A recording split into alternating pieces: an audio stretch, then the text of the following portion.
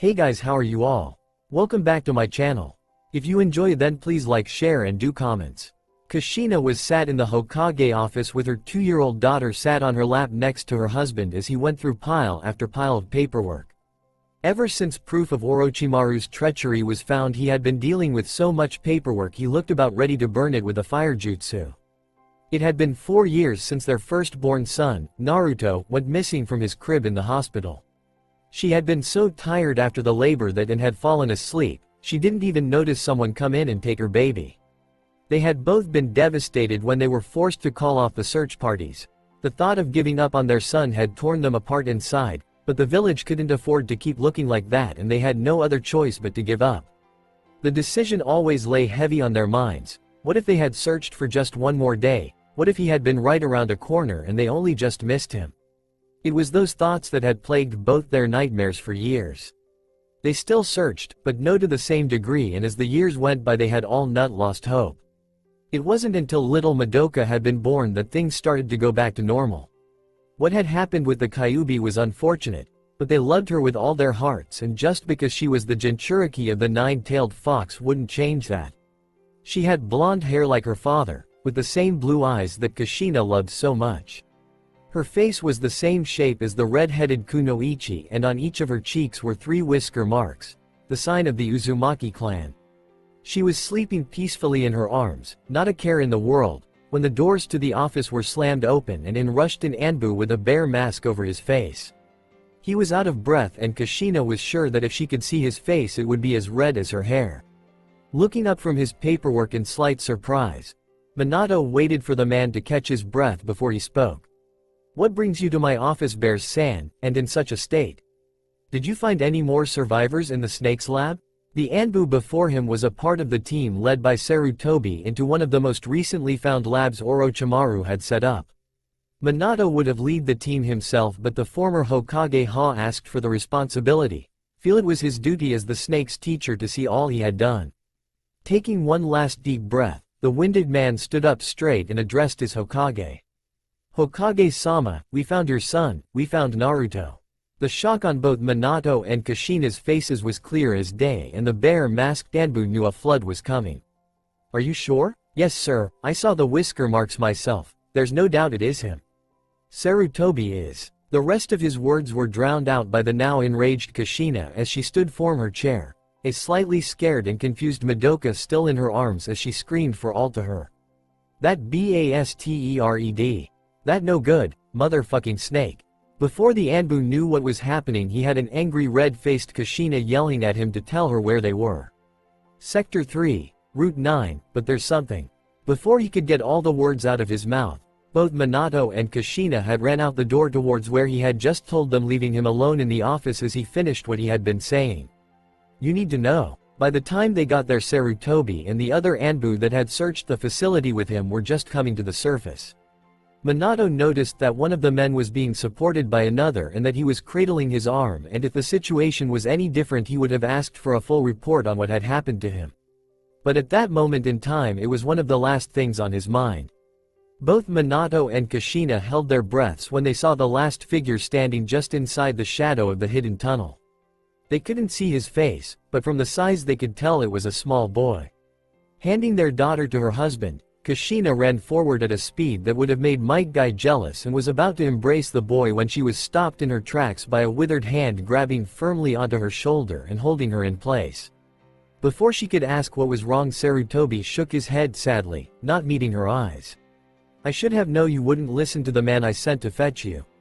What's going on? Why did you stop me?" "I'm sorry, Kushina. If we had found him sooner we might have been able to stop this from happening." "You can't touch him, I'm so sorry." "I don't understand, what are you saying?" Instead of answering, Sarutobi turned to the boy stood in the shadows and nodded his head for him to come forward. "It's all right, there's nothing to be scared of." The boy hesitated for a moment before slowly stepping into the light.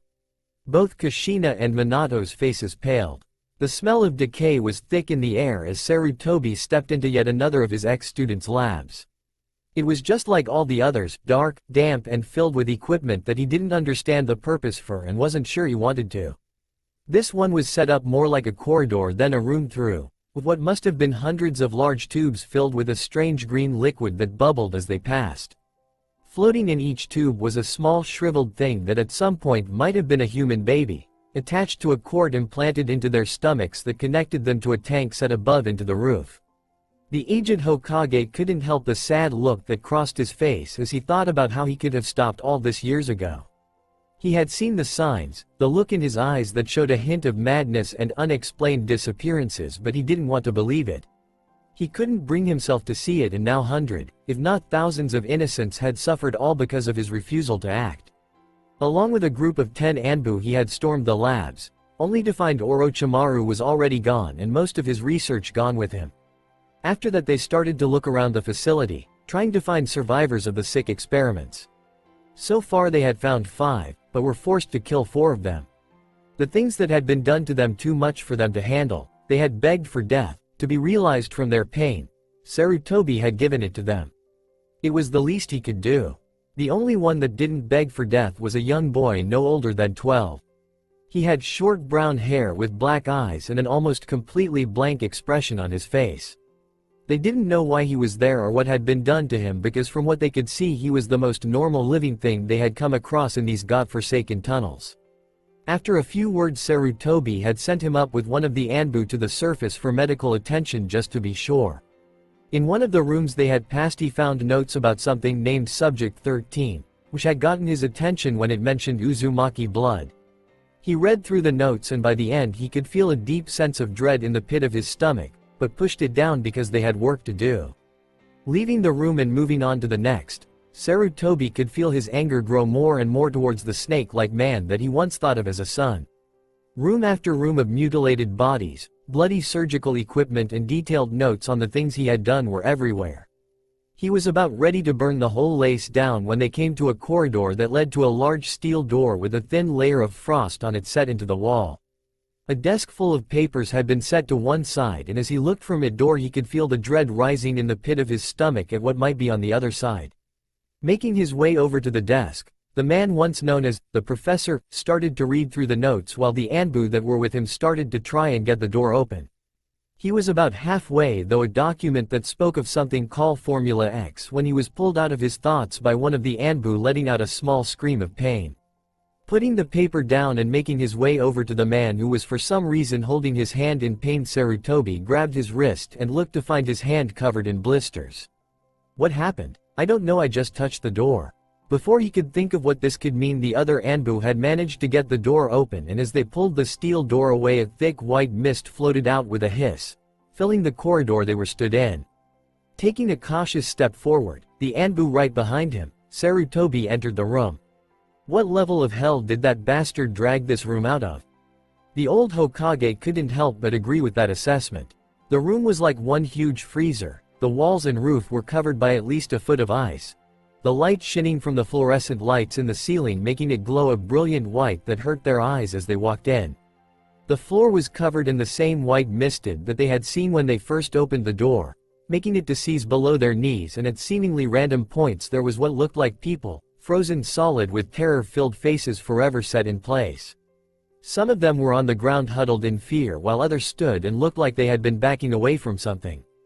As they made their way further into the room the mist seemed to be getting thinner, and before long they could see all but their feet below their ankles as they came upon the form of a small boy sat in the middle of the room with his face buried in his knees. All he had on was a sleeveless white shirt with a number stenciled onto the left shoulder and a pair of black shorts.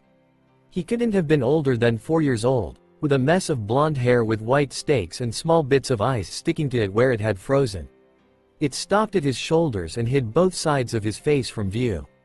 At first glance he appeared to be frozen solid like the other people in the room, his white, almost blue skin clearly visible on his arms that were wrapped around his legs, the slightly longer than average nails on the ends of his small hands a deep shade of blue that stood out from the rest of his skin. Sending regretful look to the obviously dead child for not being able to save him, they were about to turn away and leave the room when they heard a small voice whispering to itself. Cold, so cold. Sarutobi's head shot around so fast that he was sure he had given himself whiplash and quickly made his way to the boy to take a closer look. When he was only a few feet away he was able to clearly see the boy was shivering. Just as he was about to grab the boy and carry him out of the room to get warm, something hit him. What if this was the boy from the notes he had read? He matched the description, and if it was him they could have a major problem on their hands. Casting another look around the room at the dead bodies, he could feel the same dread he felt welling up when he read the notes on the boy dubbed Sub-Zero, return in full force. His hesitation confused the group of Anbu stood behind him, and before he could stop him one of the men stepped around the sandame and made to grab the boy to carry him out. I've seen too much shit tonight, and I'll be damned if I let this kid die in here like this. No, wait. But it was too late. The second his hand touched the boy he let out a scream of pain and started to back away from the small blonde. Stumbling his way to the door and out into the corridor, cradling the hand he had used to try and pull the boy to safety. Through the mist, which was still as thick as ever and didn't seem to be dispersing even with the door open, they could all see his hand and let out gasps of shock. From the tips of his fingers up to halfway up his forearm it was completely frozen solid. Turning back to the boy on the ground who hadn't reacted to them being in the room, let alone what had just happened, Hiruzen tried to calm himself down before crouching down and trying to get his attention. Can you understand me? For a moment he got no reply, and just as he was about to ask again he heard a small voice, so quiet he almost didn't hear it. Cold, so cold. Do you know where you are? Do you have a name? So cold. I understand, but I need you to talk to me. Do you have a name? He already had a good idea of who this boy was. He wasn't called the professor for nothing, but he needed confirmation. It was then that the boy lifted his head for the first time, and again they all gasped at what they saw. Like his arms and legs, the young boy's skin was so pale white it almost looked blue, and on each of his cheeks they could all see 3 dark whisker marks. His lips were such a dark blue they bordered on black, and the areas around his eyes were a shade darker than the rest of his face, making them stand out slightly, with his eyes a deep sky blue with white swirling around in them. Yes, they all knew that face. Even if they had only seen pictures they all recognized the whisker marks a mile away. This boy was the missing Naruto Namikaze, stolen from his crib the night he was born while his mother slept. There had been a massive search party that had lost 3 whole months before he was declared dead. Both Minato and Kushina had been so upset they had only gotten over their depression with the birth of little Madoka 2 years ago. None of them were able to move as they looked into the pair of cold, blue piercing eyes fixed on the sandame, the only sound coming from the whimpering man still cradling his hand. Subject 13, codename Sub-Zero.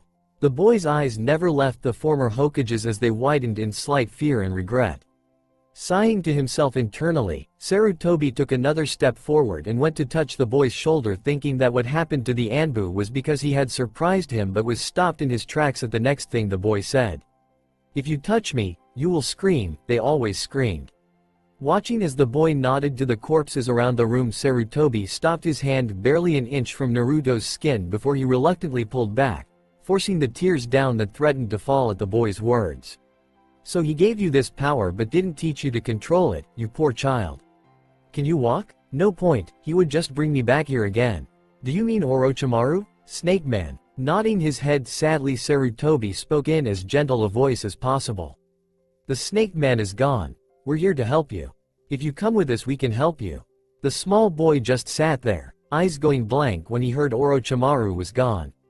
They stayed silent for a while, Naruto seeming to have trouble understanding that his tormentor was gone. Then they saw it, a small silvery tear falling out of the corner of his eye and falling down his face and leaving a trail of ice down his cheek. But what really scared them was what happened when it hit the floor. The second it touched the ground, the tear exploded out into a small pile of sharp, frozen spikes seeming to bloom like a flower as it grew to about 1.5 feet before stopping. Making a mental note to be careful around the boy, Sarutobi started to lead the 4-year-old out of his prison below the ground to the surface, where without a doubt his parents would be waiting for him because of the Anbu he had sent ahead to inform the fourth and his wife. The moment they got over their shock at what had been done to their son, and they were 100% sure it was their son with the whisker marks on his cheeks and the fact he looked almost exactly like a mini Minato, they rushed the still slightly frozen Naruto to the hospital. At least they tried to. The problem was that no matter how much Kushina wanted to pick him up and carry him in her arms, she couldn't. They had been told what the room he had been kept in was like, the ice on the walls and the frozen bodies lying all over the floor, along with Sarutobi telling them what had happened to the Anbu, who was already at the Konoha hospital when he had touched him. This meant that they were forced to move at his pace which, for a 4-year-old boy who had been locked in a room for who knows how long wasn't as bad as they thought it would be, was still too slow for their taste. The fact he hadn't stopped shivering the whole while hadn't helped the mood, and they had also noticed that wherever his feet touched the ground there would be a footprint of pure ice left, causing him to slip every now and then, and every breath he took released a small, but noticeable cloud of mist from his mouth and nostril. The moment they had arrived, Tsunade rushed out to take them to a private room where, being careful to avoid touching his skin, the blonde Sanin performed a series of medical jutsu and cheeks before giving him a thick woolen blanket to try and warm himself with, while Shizune came in and took a still very confused Madoka away somewhere so they could focus on what was happening. When Tsunade was finished, she turned to the others in the room and motioned with her head for them to follow her into the hall. Closing the door behind her, the blonde let out a sigh and told them what she had found. He should be dead. This was met with 3 looks of both shock and fear, but before they could ask what she meant, Tsunade shushed them and continued. His body temperature is at minus 320.44 degrees Fahrenheit, the same as liquid nitrogen. His blood should be frozen in his veins and his body completely solid, but they're not. All his bodily functions are acting normal: heart, lungs, liver, kidneys, all working perfectly. In fact, when I took a look at his muscle tissue and bone structure, I was shocked. His body isn't just working perfect, but better than perfect. There's also something off about his chakra, but I don't really understand what. It's unlike anything I have seen before. When she had finished, Minato got a confused look on his face. I don't understand. How is any of this possible? Before Tsunade could venture a guess, Sarutobi pulled out a large pile of papers from his kunai pouch and held it out to her to look at. I think these will help shed some light on things. I haven't read them all, but what I have is quite informative. It seems Orochimaru was able to implant a bloodline into young Naruto. What? Snatching the papers away from his hands, Tsunade, with Kushina and Minato reading over her shoulders, read the pages Sarutobi had singled out. The more they read, the more disgust they got. That bastard, how dare he do this to my son? When I find him, I'll make him wish he was never born. Before Kushina could go on about all the different ways in which she was planning to carry out her threat, there was a loud noise in the room they had left Naruto in, shortly followed by a muffled scream. Without a second thought, the 4 Hokage-class ninja burst into the room to see what was going on and were met with a worrying sight. Stood next to young Naruto's bed in full black ninja gear was a man. His face was covered and the mark of the hidden rock village was on his forehead protector. In his right hand he held a kunai and looked ready to bring it down. But that wasn't what shocked them. It was the fact he was completely frozen solid. It took them a full minute of staring at the rock nin before they realized that Naruto must have grabbed onto him when he was about to stab him with the kunai, and the realization hit them all like a ton of bricks, and that was all it took for them to break out of their shock. Realizing that somehow a rock nin had not only found his way into the village, but also had information about his son, Minato rushed off to organize a platoon of Anbu to search the village in case there was more, and to find out how the nin had information about his son when he had only found out himself a few hours ago. Kushina ran over to her son and, while being careful not to touch him, made sure he was alright and sending the occasional worried glance towards the frozen ninja next to her. Tsunade did a quick diagnostic on the rock nin before moving to Naruto and performing another see it anything had changed, and Sarutobi had someone come in to take the frozen rock nin away. April 19th. Over the last few months I have been monitoring the effects that Formula X has had on Sub-Zero. His body is still changing in ways I am unable to predict. So far I have been able to identify one of the, what I am sure will be many, abilities he now possesses. When making direct contact with his skin, Sub-Zero is able to freeze other people. When I examined the effects further, I found that the cause of this is that he is stealing the body heat from the one that touches him. At the moment he is unable to control it, but with time I expect he will be able to learn how. Naruto was crouched in a tree overlooking the bandit camp in the clearing in front of him with indifference on his face. It was the same as all the others. Shabby huts set around a large fire that could be seen for miles around as drunken men singing and dancing around celebrated another successful raid, falling over themselves every few minutes only to get back up and do it all over again. His cold blue eyes fell on one man that was just sitting in a throne-like seat at the head of the fire, watching the men as they made fools of themselves with a drunken grin on his face and bottle of sake in his hand. After backing away from the clearing and making his way back to his camp, Naruto mentally went over everything he had seen. No hostages, and they are all so drunk that most will be out cold in about an hour or so. It wasn't any different from any of the other solo missions he had taken since becoming Jonin 6 months ago. He would sometimes work with Itachi or Tenzo, but for the most part he worked alone, proffering the peace and quiet. He could still picture the faces of the examiners when he had walked into the room with Itachi, priceless. The Uchiha prodigy was a few years older than him, but they had taken their exam together, setting the record for being the youngest ninja in the village to become Jonin. After that he had stayed as a Jonin while Itachi joined the Anbu. Landing in a small clearing, about a mile away from the bandit camp so as not to be seen, the now 15-year-old Naruto made his way over to a small rock and sat down to wait. Over the years Naruto had learned to control his abilities, meaning he could touch people now. He actually still had nightmares about the first time his mother had hugged him because she had been so happy that she had come close to crushing his ribcage. He was able to learn a lot about his abilities with the help of his family, his godparents and Sarutobi Gigi. With their help he learned that he was actually unable to use normal jutsu like clones and transformation, something about his chakra being tuned to his ice element too strongly, so they had created a whole new range of jutsu for him to use. He was still able to use tree and water walking, but other than that all his jutsu were ice-based. His clothes had been modified by Jiraiya with the insides being covered in seals to make sure his body stayed warm, along with a few other things. He could never actually feel cold weather, but because of his body he was always cold anyway. The seals just stopped him shivering all the time. He wore a white t-shirt under a thick gray hoodie over the top with his leaf headband tied to his left arm and the kanji for cool on the right side of his chest. The hood was pulled up to cover the top half of his face, hiding it in shadows, but you could still see his eyes shining slightly blue with white mist-like swirls, but not the face around it. He wore a pair of dark gray pants with big brown leather boots on his feet, which despite their size didn't make a sound when he moved, and on his back there was a chakudo with a dark blue handle and sheath tied in place with a black cloth across his chest.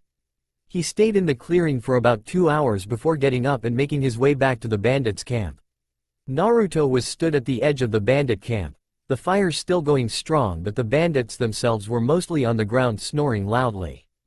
The leader was still in his chair with a bottle of sake in his hand and drool falling out of the side of his mouth. After a moment of watching the few bandits that were still awake, Naruto nodded to himself and sped through several hand seals. Chilled mist jutsu. After taking in a deep breath, Naruto blew a thick white mist out of his mouth towards the camp. If anyone had been there to see him perform the jutsu, they would have seen the white swirling in his eyes overlap the blue completely, leaving him with nothing but a black dot in each eye, along with what was visible of his pale white skin turn a light shade of blue. This happened whenever he used a ninjutsu or channel his chakra, but no one knew why, and after so many years it didn't seem important anymore. The jutsu was fairly simple. By building up chakra in his lungs, Naruto created an icy mist that was able to cover an entire battlefield in minutes. The cold sapped the energy from those caught in it, and for anyone that weren't used to fighting in the cold it was almost impossible to fight. He watched as the mist crawled along the ground toward the sleeping forms of the men. Those that had still been awake quickly followed their friends into the land of dreams and passed out on the ground, and as the mist reached the fire it suddenly died down to embers before going out completely.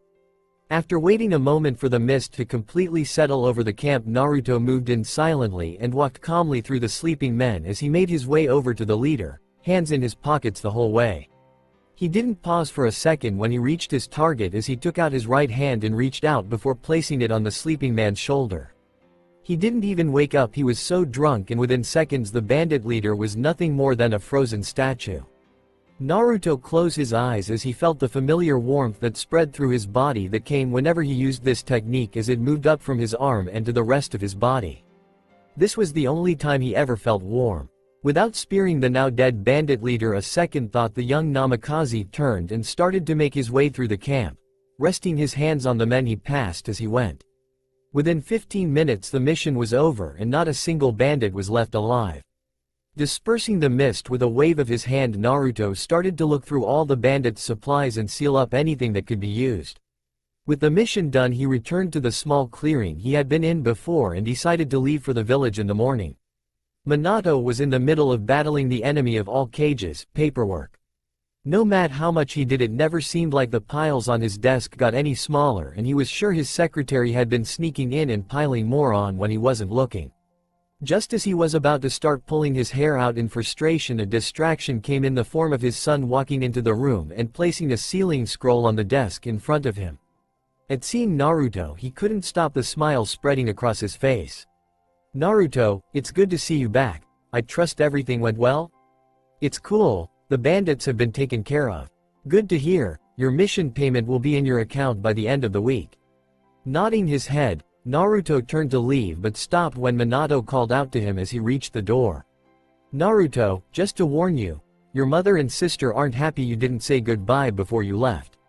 "What? Mom was on a mission and Madoka was at school." "That's what I said, but you know how they are. I guess, thanks for the warning. See you at home tonight, Dad." With that, he turned and closed the doors behind him, leaving Minato to his paperwork that had actually doubled in size while he had been talking to his son. What the hell? The moment Naruto stepped through the door, he was knocked to the ground by two speeding blurs, one red and one yellow.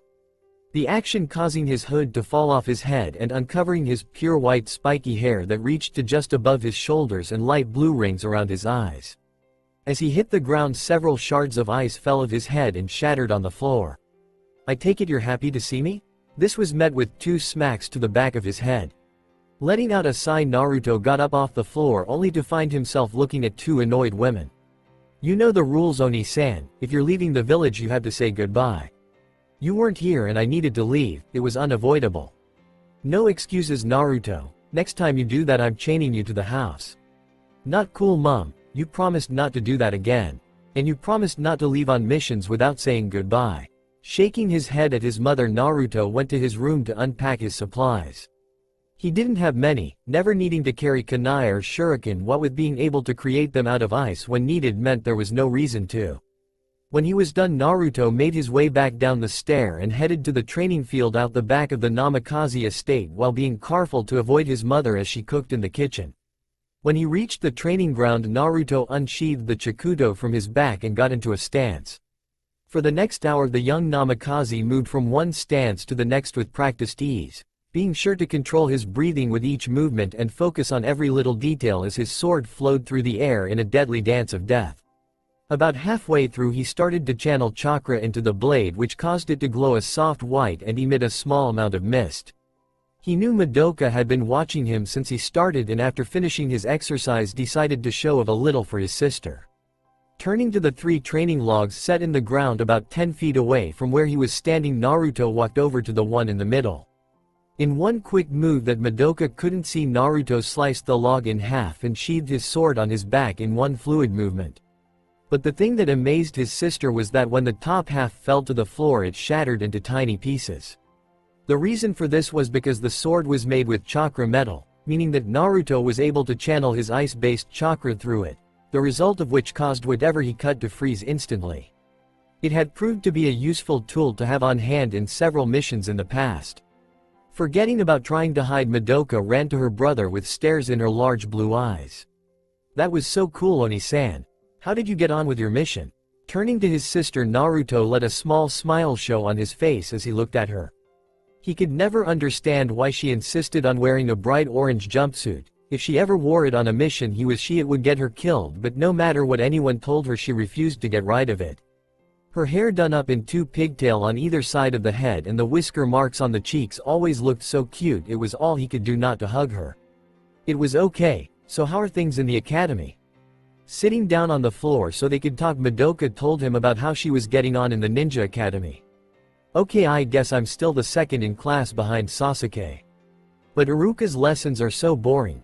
Why do I need to know about so much stuff to be a ninja?" That made him laugh. Seems Iruka still had trouble keeping his students' attention. "Well, at least you only have a few days left. You graduate at the end of the week." "Oh yay, who do you think my sensei will be? I'm sure they'll be cool, but Kami pity them." That comment got him a punch in the arm. "Shut up." Naruto was stood in front of his father with the other Jonin. They had been called for a meeting to decide who would be a Jonin sensei for the newly graduated genin and which team they would get. "Alright, you all know why we're here, so let's get it over with. Those who want to put their names forward please do so now." At his words several people stepped out from the group, Kakashi, Kurenai and Asuma at the front of the group, but what no one was expecting was for Naruto to be there with them. "Naruto, you want to be a sensei?" "Yes, I think it would be cool to teach." Shrugging his shoulders, Minato pulled out the folders containing the team placements, and an hour later almost everything was decided except for one team that consisted of Sasuke Uchiha, Sakura Haruno and Madoka Namikaze. The problem was that both Naruto and Kakashi wanted to teach them. "Naruto, I understand that you want to protect your sister, but you're still a new Jonin. I will be able to protect them better than you." This had been Kakashi's argument for the last half an hour, but Naruto would have none of it. "I'll make you a deal. Back off and let me take the team, and I won't go to your house and freeze all your books." They could all see the visible part of Kakashi's face go pale as he raised his hands in the air and waved them around frantically in the air. "Just calm down, Naruto. No need to do anything drastic, we can talk about this. Just agree that I get them and nothing bad will happen." Turning to Minato, Kakashi practically yelled in his face. "Give him the team, damn it." As Madoka walked into the classroom, she couldn't help but feel excited. It was her last day of the academy, and after today she would never have to listen to another of Iruka's boring lectures again. All around her the others that had passed were talking in excited voices, telling their friends how they were going to be the best, how they were going to save princesses and fight armies. They were the ones that would most likely die on their first real missions. She could hear Ino and Sakura arguing about who was going to sit in the free seat next to Sasuke, who was sat next to a wall leaving only one seat, while said Uchiha's face was slightly pale at the thought of having either of them anywhere near him. Taking pity, her oldest friend the young Namikaze walked past the still arguing fangirls and took the empty seat next to Sasuke, and getting a grateful look from the raven-haired boy. It took the two girls another 10 minutes of arguing before they realized she had taken the seat without them realizing. After sending her heated looks that was supposed to be intimidating, which had the effect of Madoka trying not to laugh, they took the two empty seats directly behind them. If it was anyone other than her, they would probably have screamed at the top of their lungs until she moved before starting to argue again. That was one of the first things she had taught them when they started at the academy. If they tried to mess with her, she would dye their skin green, hang them upside down off the academy roof, and stuff their mouths full of feathers. Needless to say, they learned to leave her alone, and all it took was a paint bomb, 8 foot of rope and a chicken. "So Sasuke-chan, excited to be finishing the academy? You said you'd stop calling me that." "Calling you what, Sasuke-chan?" Instead of answering his friend, the young Uchiha turned away with an annoyed look on his face. Laughing at the face her friend was making, Madoka was about to say something when Iruka walked through the door and yelled at them to shut up. "Sit down, shut up and pay attention." When the room was quiet, Iruka continued. "Good, first off I would like to congratulate you all on becoming ninja. It has been a long and hard road to get to this point, and I am proud of you all. But remember, this is only the first step. As of today you are all a part of the will of fire that keeps this village safe. I want you to know that even if I am no longer your teacher, I will always be here for you if you need me." When he was done with his speech, the scar-faced man walked over to his desk and took out a sheet of paper from one of his drawers. "I will now announce your teams. Team 1 will be. Team 7 is Sasuke Uchiha, Sakura Haruno." Here Iruka, along with the rest of the class, were forced to cover their ears with their hands in an attempt to save their hearing. Madoka was trying not to laugh at the sight of Kiba rolling around on the ground and the blood draining from Sasuke's face, leaving him almost as pale as her brother. And Madoka Namikaze. At Iruka's words, Sasuke and Sakura's moods did a 180. Sasuke got color back in his face and Sakura got a depressed look on hers. After that, teams 8 and 10 were announced, and Iruka told them their Jonin sensei would be coming to pick them up shortly. Turning to the blonde girl next to him, Sasuke decided to start a conversation while they waited. "So who do you think will be our sensei?" Well, your brother is in Anbu, so it can't be him, probably Kakashi." "Yay, I guess you're right." They sat talking for about half an hour about anything that came to mind, not paying much attention when Sakura came and sat next to them.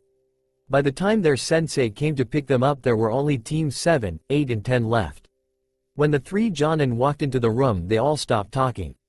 The first was a beautiful red-eyed woman with long wild brown hair that wore what looked like a dress made out of bandages. She walked with a gracefulness that shouted that she was someone not to be messed with. The second was a well-built man with short black hair, a beard, and wore the basic Jonin uniform. As he walked in, they saw him light a cigarette and let out a deep sigh as he breathed in the toxic fumes. The last to walk in got a few strange looks from several of the newly appointed genin. He looked the same age as them, maybe 2 or 3 years older. The top part of his face was covered by the hood of his gray hoodie, and the bottom part of his face that could be seen showed pale white skin and dark blue lips. He walked with both hands in his pockets, and even though he wore a large pair of brown leather boots, he made no sound as he walked into the room, and they could all see a dark blue sword handle sticking out over his left shoulder. The last thing they noticed, which was by far the strangest, was that every time he breathed a small cloud of air would come out of his mouth or nose. Before anyone could say anything, Madoka let out a squeal and jumped in the air, crashing straight into the hooded boy, who was able to catch her just as she collided into him. The other genin in the room apart from Sasuke was shocked. In all the years they had been classmates, never had Madoka acted so much like, well, a girl. Getting up from his seat, Sasuke made his way down to the two and shook hands with the boy, showing to the rest of the room his pale hand and light blue fingernails. Stood next to them, Madoka was practically bouncing in excitement. I can't believe it, Oni-san, you're our Jonin instructor. I thought we would get Kakashi, this is so cool. He almost was, but it's cool. I threatened him that if he didn't let me take you, I'd freeze his precious books so he could never open them again. Finally, having enough of not knowing what was going on, Kiba stood up. What the hell's going on here? Who is he and why is he even here? There's no way he's a Jonin, he looks almost the same age as us. Turning to look at the loud Inuzuka, Naruto was about to answer when he was stopped by Kurenai. First of all, you will show respect to your superiors. Second, think before you talk about something you know nothing about, or it might get you killed in the future. It's okay, Kurenai-san. To answer your questions, yes, I am a Jonin. My name is Naruto Namikaze. I'm Madoka's older brother, which if you had been paying attention you would have known. Team 7, please come with me to the roof. With that, Naruto turned and left the room, followed by Madoka, who stuck her tongue out at Kiba as she left, Sasuke and a moment later Sakura. When they were all at the roof, Naruto had them sit down. For a moment he just stood there looking at them, not saying anything.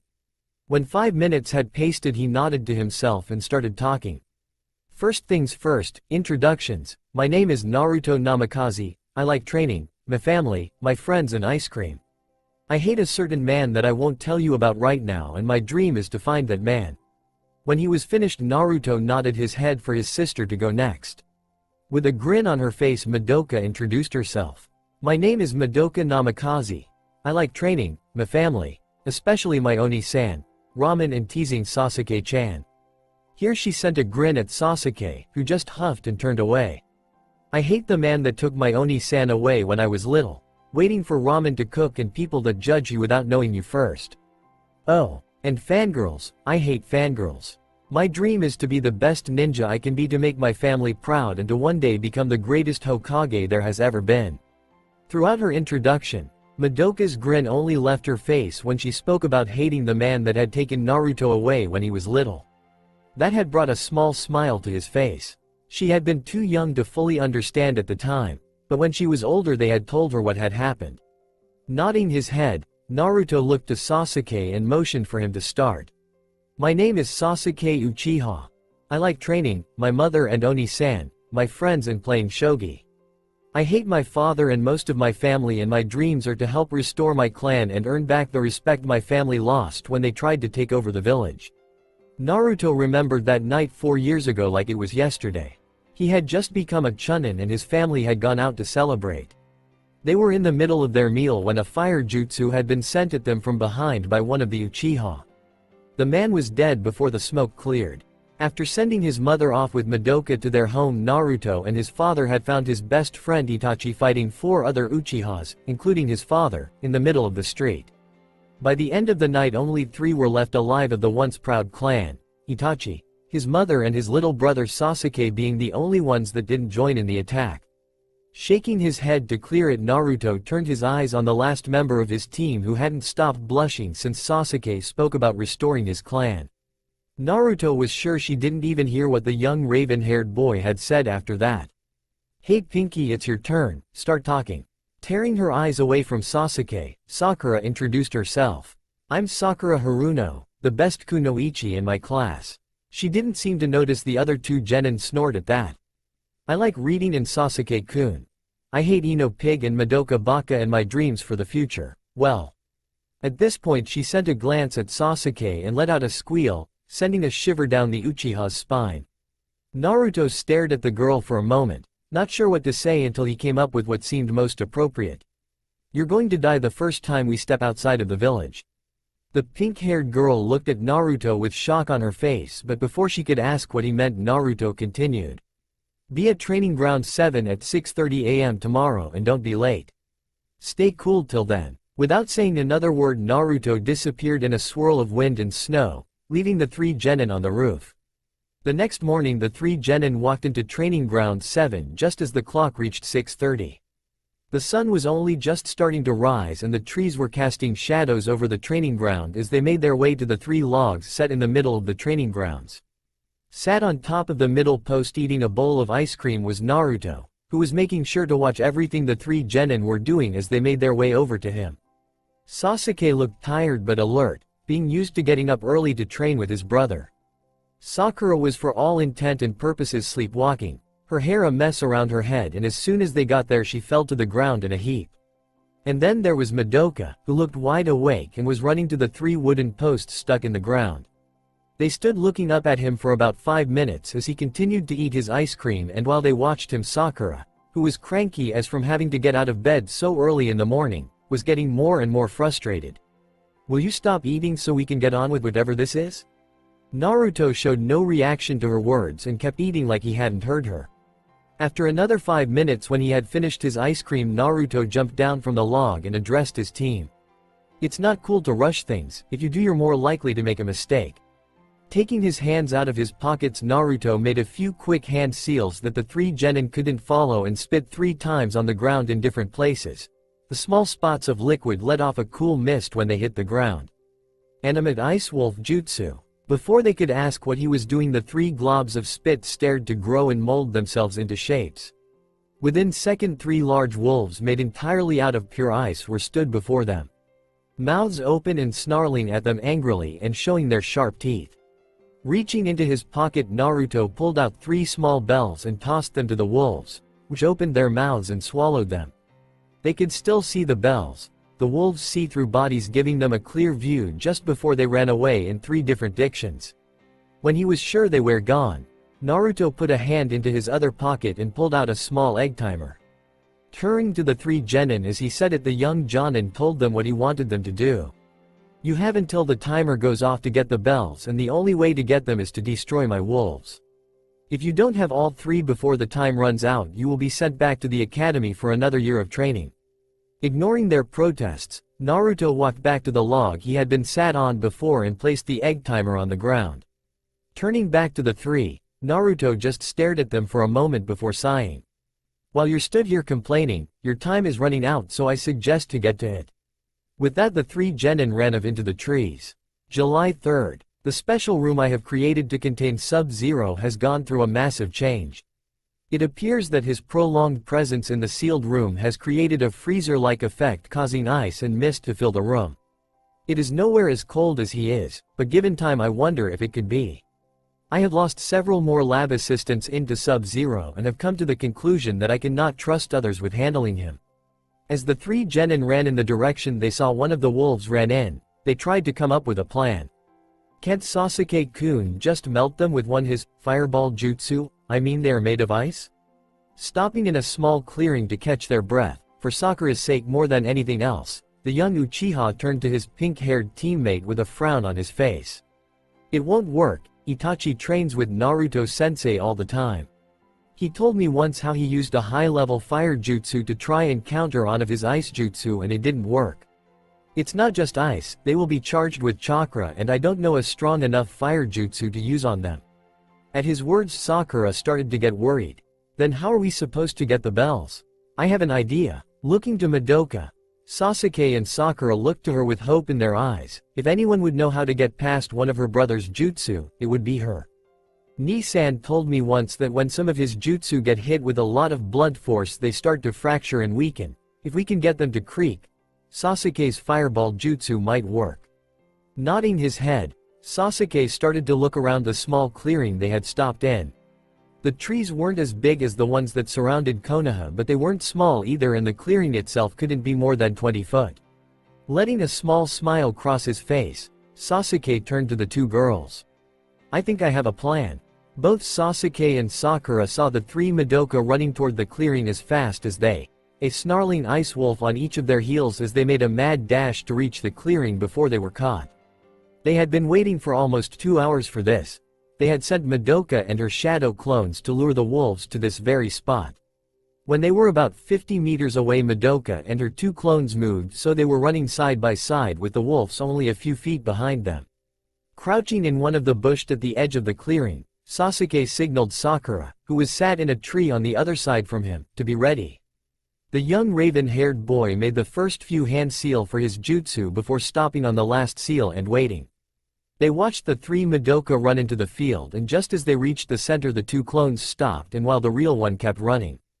The wolves were on then instantly, sinking their teeth into the clones and causing them to both explode in a cloud of white smoke. The wolves stopped to look for the real Madoka, and that was when Sakura used her kunai to cut the wire next to her. The second she did this, the four largest trees at the edge of the clearing fell and landed on the wolves stood in the center, and was followed by several small explosions that rocked the ground as the exploding notes they had placed on the trees activated. They all held their breath as they waited for the smoke to clear, Sasuke making sure to hold the seal the whole time. Just before the smoke cleared completely, they heard something that made their hearts feel heavy in their chests. With three loud howls, the wolves pushed what was left of the trees away from themselves as they stood and started to look around again as if nothing had ever happened. The three genin were about to give up when the tail fell off of one of the wolves. Looking closer, they let out sighs of relief. The wolves were covered in hairline cracks and small chips. With a smile on his face, Sasuke finished his jutsu. Fire style. Fireball jutsu. The fireball sped towards the wolves, growing more than large enough to swallow all three whole and hit them before any had time to move out of the way. The clearing was filled with smoke for a second time, and just like they did before, the genin held their breaths as they listened to the slight hissing sound that came from where the ice creatures had been standing moments ago. This time when the smoke cleared, the three let out cheers. Right where the wolves had been stood there was now nothing more than a large puddle. Walking over to it, the genin started to look for the bells. It was at this point their good moods fell. With two bells in hand, they spent 5 minutes searching for the last one only to find a small blob of melted metal. Looking to her two teammates with a worried look on her face, Madoka said what was on all their minds. Well shit, what the hell are we supposed to now? Naruto watched as his team walked back into the clearing with dejected looks on their faces. He knew exactly what had happened, having followed them the whole time, but they didn't need to know that. So, did you get the bells? Reaching into her pocket, Madoka pulled out 2 bells and a small blob of metal. Well, not exactly. Looking at the 3 genin, Naruto let out a sigh that caused a large cloud of mist to escape his mouth. I see, not cool guys. But I tell you what, seeing as you get 2.5, I'll let 2 of you pass and only send 1 of you back to the academy. I'll even let you pick who goes. His words were met with 3 shocked faces that quickly turned to anger. Walking up to her brother, Madoka put her face within inches of his and poked her index finger into his chest. What the hell? That's not fair. We got those bells as a team. You can't just tell us to pick someone and leave them behind. Both Sasuke and Sakura nodded at her words as the young Uchiha stepped forwards. She's right, if one of us fails, we all do. They stood there for a moment, no one saying another word as Madoka continued to stare at her brother. Letting out another sigh, Naruto couldn't stop the gentle smile from spreading across his lips. Good answer, if you had said anything else I would have failed you all anyway. It's never cool to leave a friend behind. I guess this means I have to train you now, huh? Stepping away from her brother in surprise, Madoka said the only thing she could think of. Say what? Chuckling at their faces, Naruto moved back to his log and sat down, motioning for the then to sit as well. Every new genin team are given a test when they first graduate. This test is to assess whether or not you are truly ready to become ninja of the leaf. It changes a little depending on the jonin doing the test, but the idea is always to test teamwork. The bell that melted was made to melt the moment it left the ice. Nodding their heads at his words, the three now official genin got huge grins on their faces. Smiling at his new students, Naruto jumped off the log and started to walk away.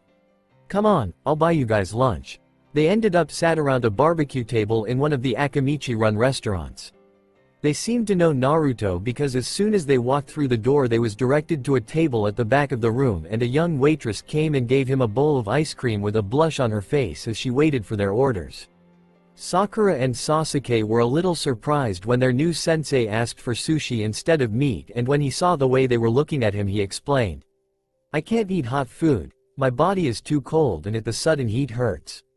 Sasuke seemed to accept that and reached for a piece of beef, but Sakura wanted to know more. "Why would hot food hurt? If you're cold, wouldn't it be better to eat something hot?" "No, it's like how if you wash your hands in hot water when they're cold. It hurts if you warm them up too quickly, but I like ice cream and sushi anyway." Nodding her head at that, Sakura picked up a piece of beef and tried to feed it to Sasuke, only for Madoka to lean over and eat it before sticking her tongue out at her playfully. For the next few minutes the two argued while Sasuke and Naruto just ate their food, and when he was done, Naruto let out another deep sigh, the usual cloud shooting out of his mouth as he did so. "That was a good meal. Well, I guess I should tell you what I'm going to start teaching you." Before he could say another word, Madoka leapt over the table into the empty seat next to him and hugged Naruto with all her strength. "This is so cool. What are you going to teach us first?" What? "You've been drinking those energy drinks again, haven't you? Not cool, you know what they do to you." Sending her brother a sheepish grin that said it all, Madoka sat back down and waited for him to talk. "Kami, help us all. If you ever drink a cup of coffee, I guess the first thing to do is teach you tree and water walking. It should probably take about a month for you to learn both. Body conditioning is a must. I noticed you had trouble keeping up with your teammates Sakura, so you will need to put in a lot of work there." Sakura blushed at that. She knew she wasn't as good at practical stuff as the rest of her class had been. "Don't worry, I'll get you up to scratch in no time." "Right, so what else?" "I'll need to find someone to teach you some ninjutsu, but I have someone in mind for that. We'll have to take D-rank missions too."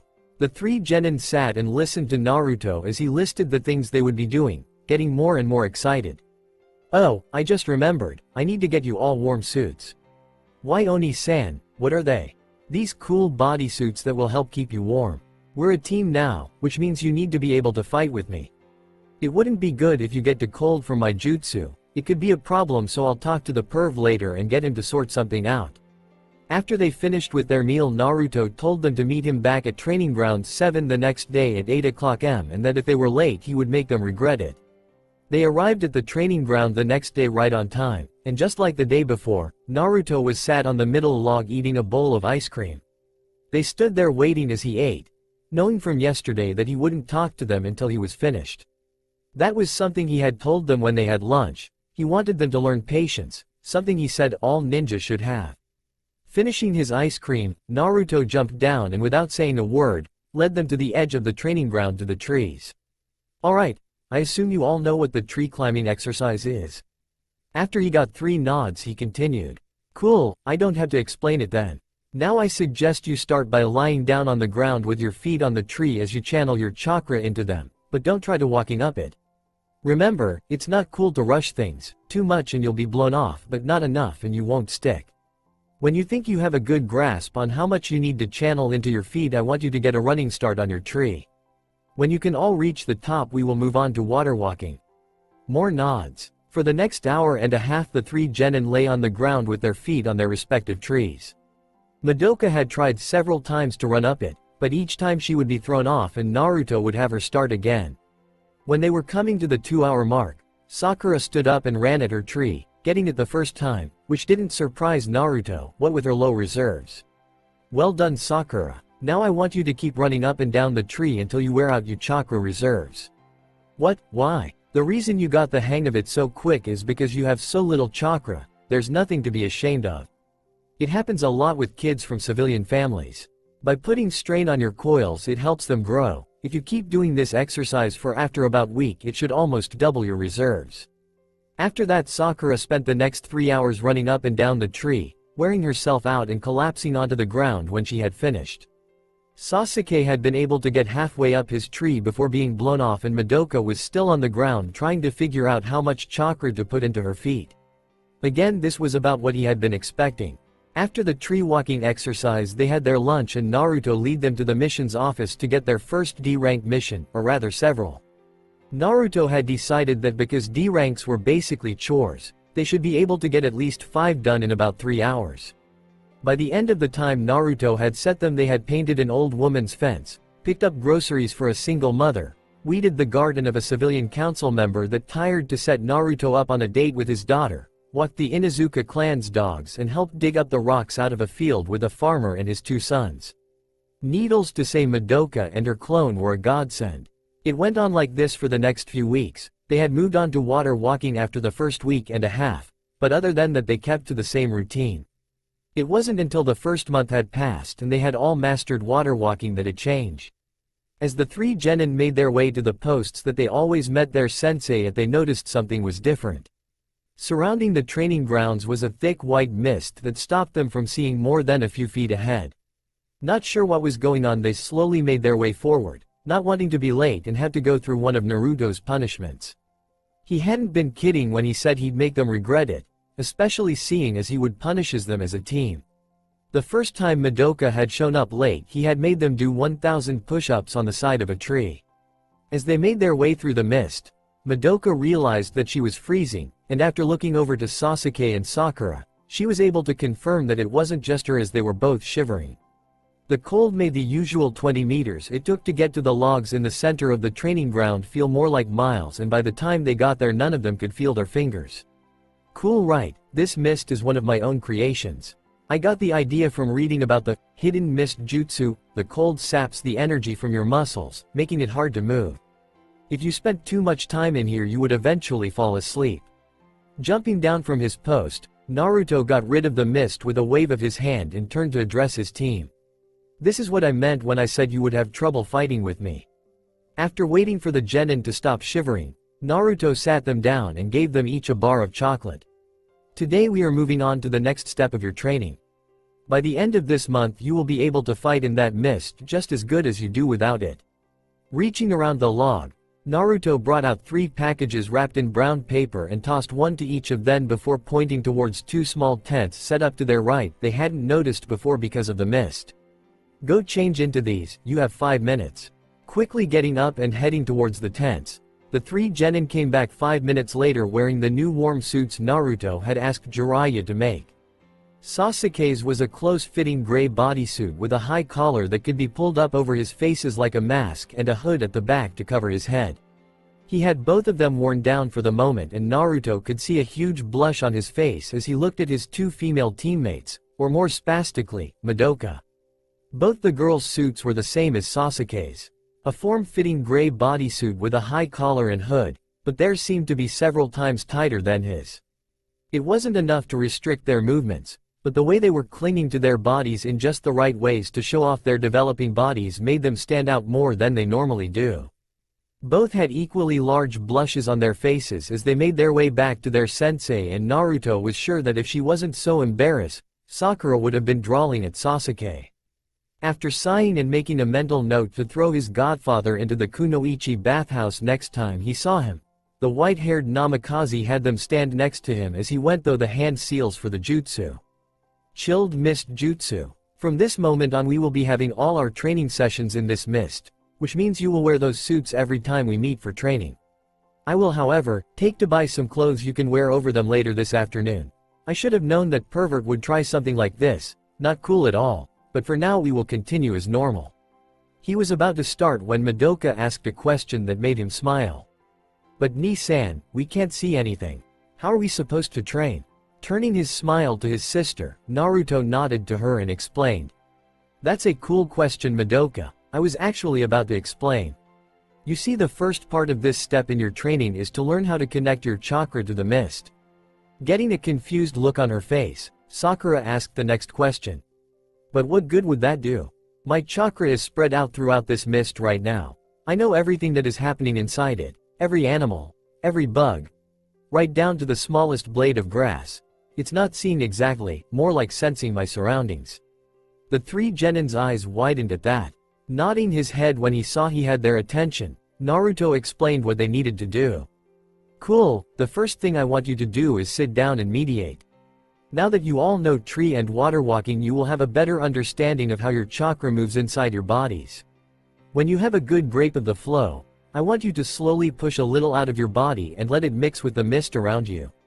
This technique is called awareness, a very advanced chakra control exercise that some friends and I created several years ago, and when you are able to do it in the mist, we will move on to using it in the air around you.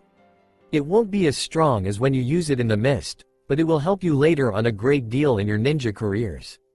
I'm going to be placing small stones around you all in circles a foot apart from each other. When you start to get the hang of it, I want you to tell me how many circles you can feel so I know how far out you can go. Doing as they were told, the three genin got into meditative positions, closed their eyes as they felt the chakra moving around inside of them. It was about 15 minutes later that Madoka let off a large wave of chakra that, instead of mixing with the mist like it was supposed to, pushed it away, leaving her sat in a 10-foot wide circle clear of the mist that was swallowed back up in seconds. Good try, Madoka, very cool for your first time. Try and make your chakra flow out of you instead of letting it burst out. Control it and don't let it rush out. Several minutes later Sakura spoke. I got it, I can feel 2 circles. That's good, Sakura, that means you have a distance of 2 feet already. Now I know it's hard, but I want you to keep your chakra like that as long as you can.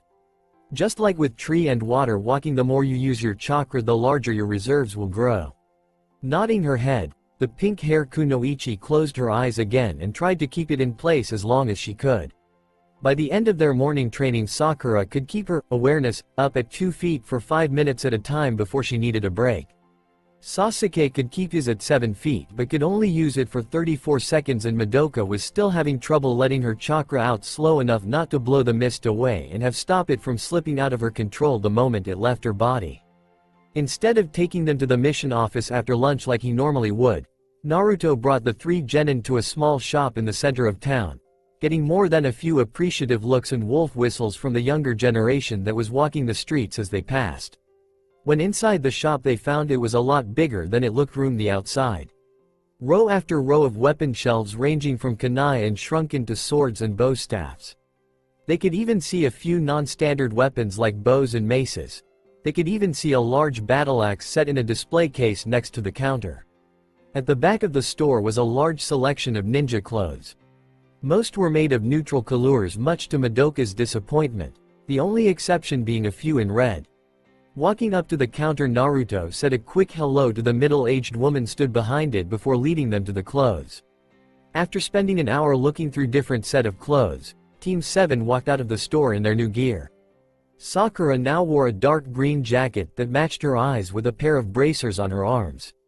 She didn't buy any pants or shorts, deciding that the legs of the bodysuit were enough and liking the way they showed off her legs. Sasuke had on a black leather jacket that he left undone so everyone could see the tight gray bodysuit underneath and white bandages wrapped around his hands and wrists. And last but not last, Madoka. Like her team, she had foregone buying a new pair of pants to cover her legs. She had taken a leaf from her father's book and brought a zip-up hoodie that she left undone, but instead of being gray like Naruto's, hers was a deep, almost brown shade of red.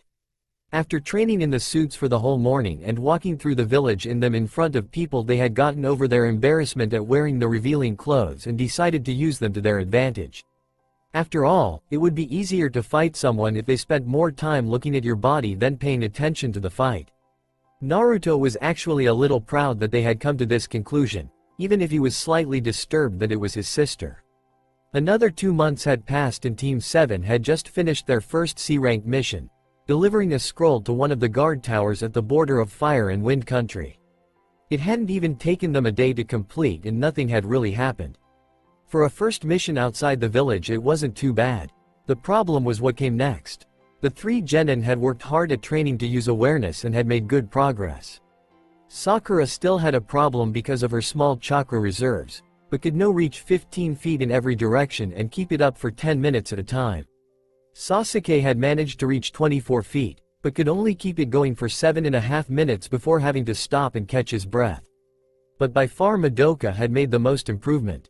When she had gotten used to letting out her chakra slower, the technique had come naturally to the young blonde. She could cover a space of 43 feet and keep it active for almost 20 minutes. None of them had moved on to using awareness outside the mist yet, but they were getting better every day. And it was for this reason Naruto decided it was time. He had thought long and hard about when he was going to do it, what mission would be the best and when they would be ready. He had wanted to avoid it for as long as possible but knew that now they were doing C-rank missions it was only a matter of time and wanted it to be on his terms. In a way he was in control. He had chosen the scroll delivery as their first time out of the village because he wanted it to be a good memory for them. But tomorrow would be the day his genin team were blooded. Tomorrow would be the day they made their first kills. I lost a lab assistant today. We were working on Sub-Zero when the boy grabbed onto his arm and froze him instantly. I don't know how this happened, but I will be sure to find out. Team 7 were preparing themselves in a small clearing 2 miles away from the bandit camp. They didn't make a fire, the warm suits making it so that they didn't need the warmth, and the mission rations Naruto had made them bring didn't need cooking, so there was no need for one. Naruto had told the 3 young genin what the mission was as soon as they arrived at the clearing. And all 3 had been unnatural quite ever since. The implications of what they were about to do weighing heavily on their shoulders. Naruto nodded his head and started to lead them towards the bandit camp. They could already hear it from where they had been, the laughing and music of people in celebration. The large fire they had burning in the center of a field they had set their tents in. But what got the 3 genin's attention the most was that as they got closer they could hear the distinct sound of women's screams. It was for this reason Naruto had chosen this particular group of bandits for his genin's first kills. The group had been scouted out beforehand and they knew that the bandits had been kidnapping women from around Fire Country. The reason he had picked them was that he wanted his team to understand why they needed to kill them and what happens when they are left alone. He remembered what his father had told him the first time he killed on a mission. It hadn't been his first kill, but it had been the first time he meant killed on purpose. Never wound what you could have killed, because they will just come back stronger. It was a simple saying that Naruto had lived by ever since. It was true that in the ninja world an enemy could become an ally at the drop of a hat, but when they were your enemy you did all you can to kill them, because if not they would come back and they would know just that little bit more needed to kill you. As they got closer the 3 genin lost their pale complexion and adapted confused faces at the sounds of the women's screams, which changed the moment they arrived at the tree line to the field the bandits had made camp in, from confused to looks of absolute fury. They could see maybe 30 or 40 bandits in the camp, each with a naked woman screaming for them to stop, begging them to leave them alone. Over to the side of the camp in the shadows set up out of reach from the warmth the large fire created was a cage, filled with around 40 women both young and old. None of them had clothes on and they were all shivering from the cold night air as several men on the outside of the bars stood luring at them, reaching into the cage and grabbing them and pulling them to the side of the cage. Seeing how his genin were reacting to the sight, and making a mental note to tell his father about how Madoka's eyes were shifting from blue to red, Naruto held up his hand to stop them from rushing in, and when he saw 3 sets of angry eyes directed at him he explained, "I want you to take a good look at what is happening right now. These men are not cool, they are less than animals and that is why we kill them. If we don't this is what happens." He made them watch for another few minutes before retreating further back into the trees, the rest of his team following a moment later. When they were a good distance away so that the bandits couldn't hear them, Naruto preformed a number of hand seals. Animate Ice Wolf Pack Jutsu. Spiting several times on the ground, the 3 genin watched as the wolves took shape, but unlike last time when Naruto had made 3, now there were 20, all with large sharp teeth and deadly pointed claws. Without waiting for orders the wolves spied up and disappeared into the woods. Turning back to his team Naruto explained, "I've sent them to surround the camp, so if any try to escape they won't get far. Now the problem is I can't use the chilled mist jutsu, because of the women, so you'll have to go in with full visibility, but you're not ready to use your awareness in combat yet so it okay." When he was sure they understood, he gave them a small, sad smile and nodded his head. Madoka was trying to be as quiet as possible as she made her way around the camp to where the cage with the women was set. She, Sakura and Sasuke had split up so that they could attack from different positions around the camp. It was her job to take care of the men around the cage and free the women while Sasuke and Sakura would attack the main. It is a job she was all too happy to perform. But even though she wanted to kill these men for what they were doing, She couldn't stop her hands trembling and the sweat falling down her face at the thought of actually killing another human being raced around in her head. She could hear the whispers of the Kyuubi in the back of her head telling her do it, to run out there and rip out all of their throats, to dance in their blood and spit on their corpses. And for the first time in her life, Madoka was tempted to listen to the whispers. She didn't even realize that her eyes had turned red and her teeth grew into fangs. Slowly sneaking up to a man on the side of the cage furthest away from the light of the fire where no one could see him molesting a teenage girl through the bars. Madoka, with shaky hands, pulled out a kunai, closed her eyes and slit the man's throat from behind.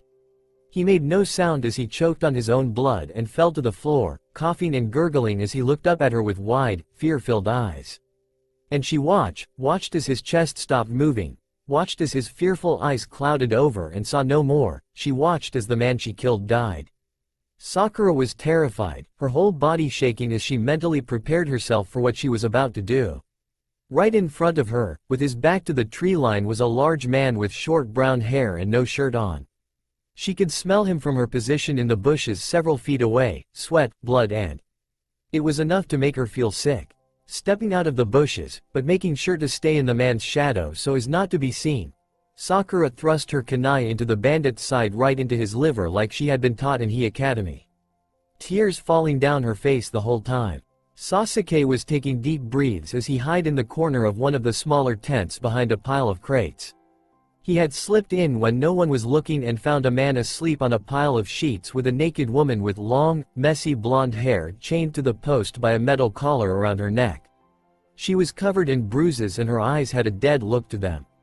His blood boiling at the sight of her, making him forget about high nerviness, he made his way out from behind the crates with a kunai in his hand. Sasuke stopped above the man with his kunai in both hands and took a deep breath. He could feel the dead eyes of the woman on him as he brought the knife down and stabbed it into the sleeping man's chest. Everything moved quickly after that. Having confirmed that they had made their first kills, Naruto had sent in a second pack of wolves to kill the bandits that were left. He didn't them to make more than one kill for their first time. It would be hard enough to deal with as it was. The wolves descended on the bandits like a tsunami, rushing in and killing all they saw, leaving nothing but the women and the frozen genin untouched as they proceeded to rip the men to pieces. Naruto was fighting to stay out of the fight, fighting not to walking in and place his hands on the screaming men and drain them of all the heat in their bodies. It was a craving of his, the only time he could feel warm, those precious few seconds in which he could be warm. It was like a drug to him and he always had to remind himself of the price. He didn't want them to see him like that, especially not Madoka. Waiting until the last bandit had been killed so he wouldn't be tempted, Naruto stepped out of the shadows and walked over to his sister and pulled her into a hug. At first she showed no sign that he was there, eyes fixed on the dead body of the man on the ground at her feet. And then the floodgates opened and she cried into his shoulder. They stayed like that for a few minutes before Naruto stepped back and handed her a scroll. "We can talk later. Right now these women need you. There should be enough clothes sealed in this scroll for all of them. Make sure they get them." Feeling slightly better now that she had something to do, Madoka made her way over to the cage door and started to pick the lock. While she did that, Naruto moved to comfort Sakura, who was still crying when he got there, and after sending her off to help his sister move to the tent he had seen Sasuke sneak into.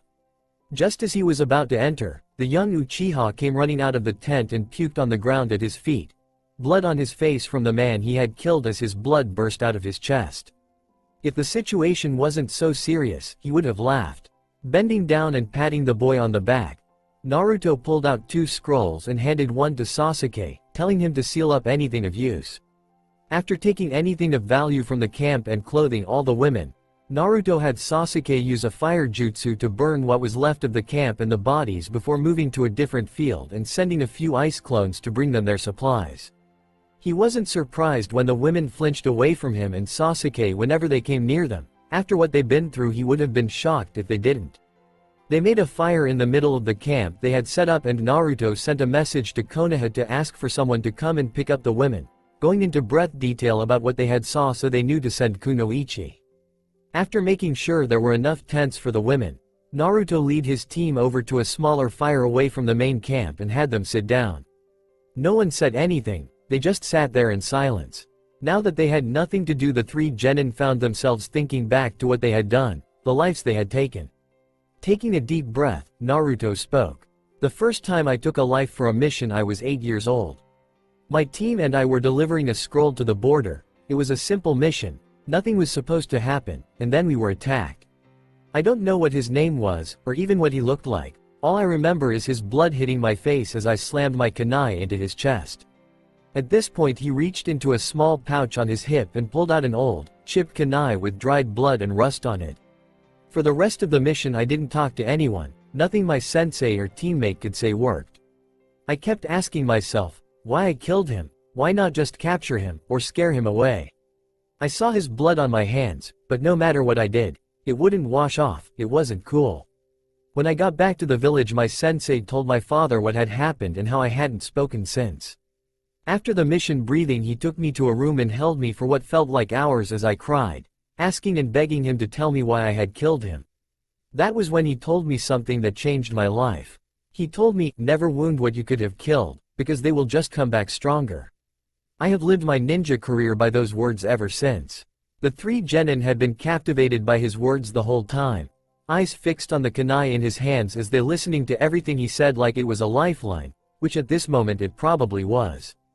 Now they understood why he had brought them here, why he had made them make their first kills so soon when other teams probably wouldn't until their first year had pasted.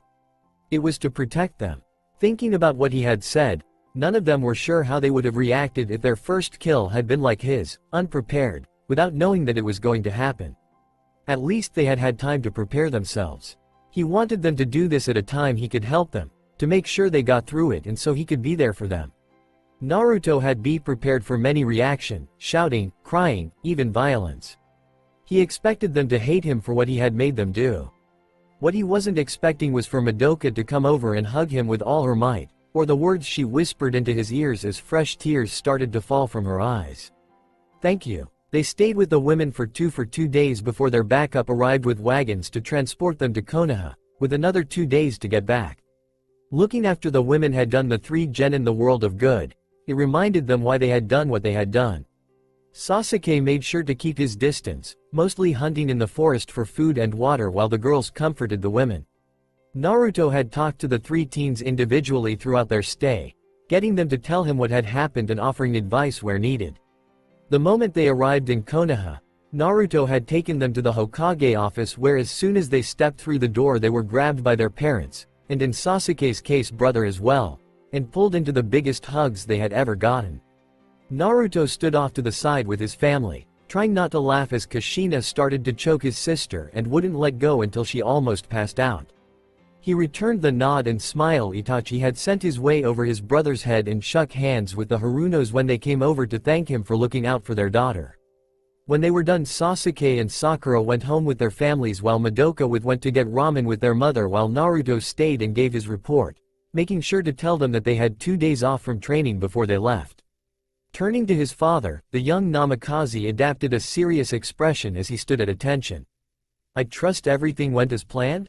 It's cool, they did what was needed and I finished off the rest. I trust you didn't indulge in your craving while they were around. No, I had my wolves do it, but I will need to go on a solo mission soon. I see, I was afraid this might be the case so I set aside a mission for you. It's only a small camp, but it should be enough. You can collect the scroll from the mission's office right away. Naruto just nodded his head. Minato smiled sadly at his son. He knew it was hard for him and the longer he waited the harder it got for him to resist. He was about to get back to his paperwork when Naruto spoke again. Madoka needs to start her training to control the Kyuubi's chakra as soon as possible. What happened? Nothing. This time, her eyes went red and her teeth grew. I don't think she noticed but it wouldn't be cool if she lost control. Nodding his head in thought, the blonde Hokage let out a sigh. I had hoped we wouldn't have to do this so soon, but you're right. I will have your mother start her training as soon as she can. I can write it off as a mission so that she doesn't have to leave the village for a while, I'm sure she'd like that. Again Naruto just nodded his head at his father before tuning to collect his mission scroll. Naruto had finished the mission before it was even dark and was back in the village just as the sun was setting. There had only been about 20 bandits, none of them trained in any way, shape or form. He had walked through their camp and none of them had even noticed he was there until it was too late. When he got home, Madoka had already gone to sleep and his father was home. They didn't say anything as he walked into the living room, they didn't need to. Kushina just stood up from her seat and hugged him, not in her usual bone-crushing way, but softly, like she was trying to show him how much she loved him just through that one act. She did this every time he came home from one of these missions. Her and his father would stay up and wait for him to come home just so they could make sure he was alright. When Team 7 next met at the training ground for their first training since they made their first kills and made their way through the mist, they were surprised to see Naruto, with his traditional bowl of ice cream in hand, wasn't alone. Sat on the log to his left eating a stick of Pocky, was Itachi. They stood there, waiting for the two elite ninjas sat in front of them to finish their respective treats, looks of confusion on their faces. Letting out sighs and jumping of their logs, creeping out the genin slightly at the fact they did it in perfect sync. Naruto made his over to his students with a small smile on his face. You should close your mouths, it wouldn't be cool if birds made nest in them. Walking and standing next to his friend, Itachi adapted a smile that, once again, scared the genin because of how similar it looked to the one Naruto was giving them. That true, you wouldn't want to get feathers in your mouths. After another 5 minutes of the three young ninjas staring at them, Madoka summed up what they were thinking. What the hell? At her words, Itachi started laughing his head off while Naruto chuckled. The looks on their faces were just too much. Remember I told you I would get someone to teach you all ninjutsu? Well, here he is. It was at this point Sasuke realized that Itachi was in the mist. Hey, wait a minute, why aren't you shivering, Nisan? Smiling at his brother, the older Uchiha flicked his brother in the forehead playful before lifted up his black shirt to reveal a tight, gray bodysuit. I train with Naruto all the time, Helmi and Tenzo helped him create awareness. That was you? Why did you think I could hit a target without even seeing it?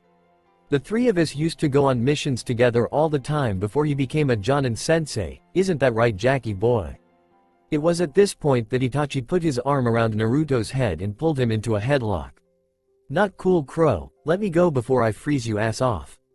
You say that every time, yet it's still there, as perfect as the day I was born. After another 5 minutes of Naruto grumbling about how he was going to hit Itachi with something big and heavy, the oldest living Uchiha let his friend go and introduced himself to the group. I'm Itachi, in the bingo book I'm known as the Black Crow. I like my mother and brother, my friends and Pocky. I hate stuff I guess, but I can't be bothered to list them. I don't really have a dream other than to rebuild my clan, but I have made a hobby of trying to set Jackie boy here up with random women by telling them he likes them.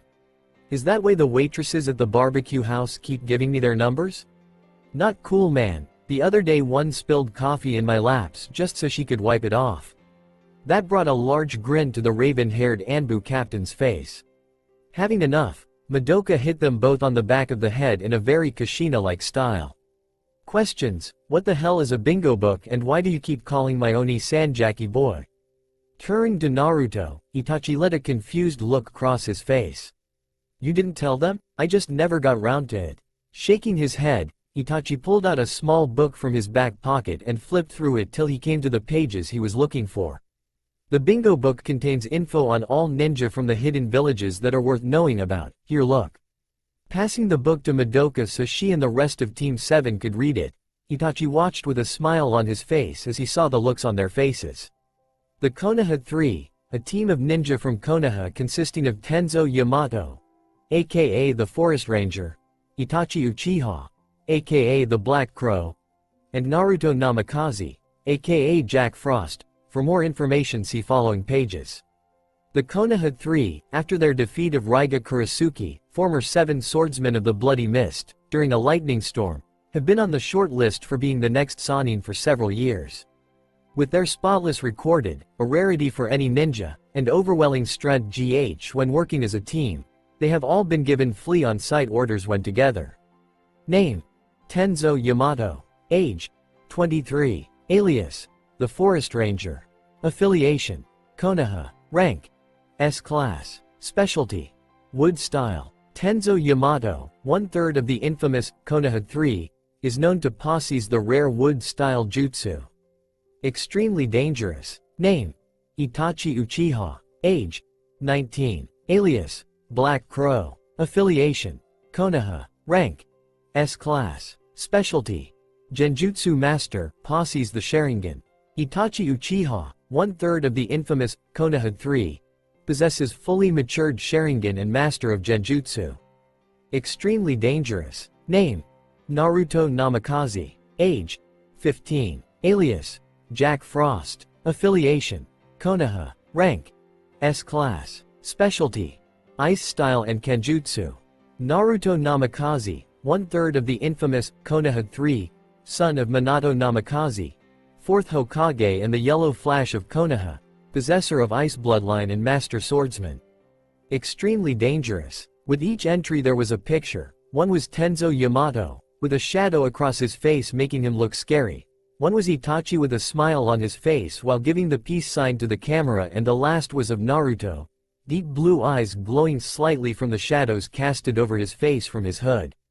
Looking over the three genins' shoulders at the pictures, Itachi laughed. They get the photos from the village files. I love that picture. It makes you look like an idiot. What's cool about that? Oh please, I get girl coming up to me all the time asking me to sign that picture. It's a great picture. The three genin looked at their sensei in shock. None of them knew he was that good, not even Madoka. Over the next month Team 7 went on several more C-rank missions, none of which had anything to do with killing. They continued their training, but now instead of just training their bodies and awareness, they also trained with Itachi in ninjutsu 3 times a week, much to Sasuke's joy. The exception to this being Sakura. She didn't have enough chakra to perform the more taxing jutsu, and although she was smart and had good control, she didn't have the imagination to use genjutsu. It was for this reason Naruto had gotten her a placement in the Konoha Med Nin program at the hospital. It seems Tsunade had taken quite an interest in the young pink-haired girl and had taken her under her wing much like she had Shizune. They were halfway through the next month when, while in the middle of training, Itachi showed up with a serious face. "You need to come with me now. Hokage-sama is sending the 5 of us as backup for Team 8. They were sent a C rank when they ran into Momochi Zabuza. The mission has been bumped up to A rank." "Cool, the 5 of us?" At that Itachi grinned. "Yep, I'm coming with you." January 12th. The effects of Formula 19 are starting to show in Sub-Zero's development. I have been able to analyze his muscular tissue along with skeletal structure and have noticed that they are already twice as strong as a normal 3-year-old. I am curious to see if they will continue to improve as he grows or if my formula has already done everything it can. As it is, he will be twice as strong as any other his age, and if Formula 19 continues to do its job, this will likely increase tenfold.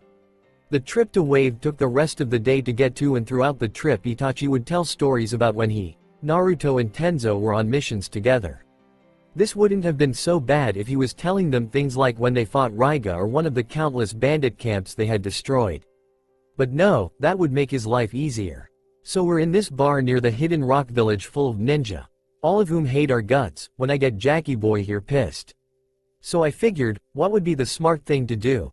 Quietly leave the bar and get away, or tell the biggest guy in the bar that he was hitting on his girlfriend. Me and Tenzo were outside before he even realized the guy was about to hit him." They could all hear Naruto grumbling under his breath at this point. "And that's not all. We went back in 15 minutes later to find him singing and dancing the YMCA on top of a table with 3 other guys, including the one we got him in a fight with, ha ha ha." It had been like this ever since they left the village, the older Uchiha telling them story after story just like this one. And that's not the best part, because it was actually me that had been hitting on his girlfriend. The 3 genin were laughing their heads off with Itachi at their sensei expense, Madoka making a mental note to tell their parents when they got home. If it wasn't for the fact they had been water walking for the last hour, they would have been rolling around on the ground. Deciding to shut his friend up, and get a little payback, Naruto turned to Itachi with a small evil smile on his face that had Itachi on alert the moment he saw it. "Not cool, you should be careful what you say, Crow, or I might be tempted to tell a few stories of my own." Itachi took on a thinking look for a moment before grinning at his friend. "Go ahead, you got nothing on me." "Really, what about that lovely woman we met in Wind Country, the one with the big hands and giant Adam's apple? What was his name again?" Itachi's face went almost as white as Naruto's. "You said you'd never tell anyone." "Oops, must have slipped my mind." The rest of the trip was spent in silence, other than the still laughing genin. Itachi had been reminded that Naruto had just as much dirt to throw as he did, and Naruto felt no reason to say anything else. They arrive in Wave almost an hour later, in the Genin's case, Madoka being the exception, tired and in need of a break. Running on water for 2 hours straight was tiring to the best of Genin. After stopping for 10 minutes so they could catch their breath, they made their way through the forest that surrounded the small island. Within 5 minutes they had arrived at the village of Wave. The buildings were filthy, people lying in the street that looked so thin you could see their rib cages through the torn and messy clothes they wore. Kids sat at the side of the roads begging for food with drawn faces and weak voices. Shops were boarded up, and the one food stand they saw had nothing but moldy bread and rotten vegetables. After a while they were able to find someone that could tell them where to find Tazuna and their fellow Leaf Nin, and made their way to an old house about 10 minutes away from the village next to a large lake. By the time they got there, the sun was down and the moon was high in the sky. It wasn't in the best of conditions, the walls were rotten and the roof had several small holes in it, but it wasn't the worst they had seen. Instead of walking up to the door and knocking, Naruto and Itachi stopped them about 10 feet away from the house while Itachi raised his fingers to his mouth and whistled loudly.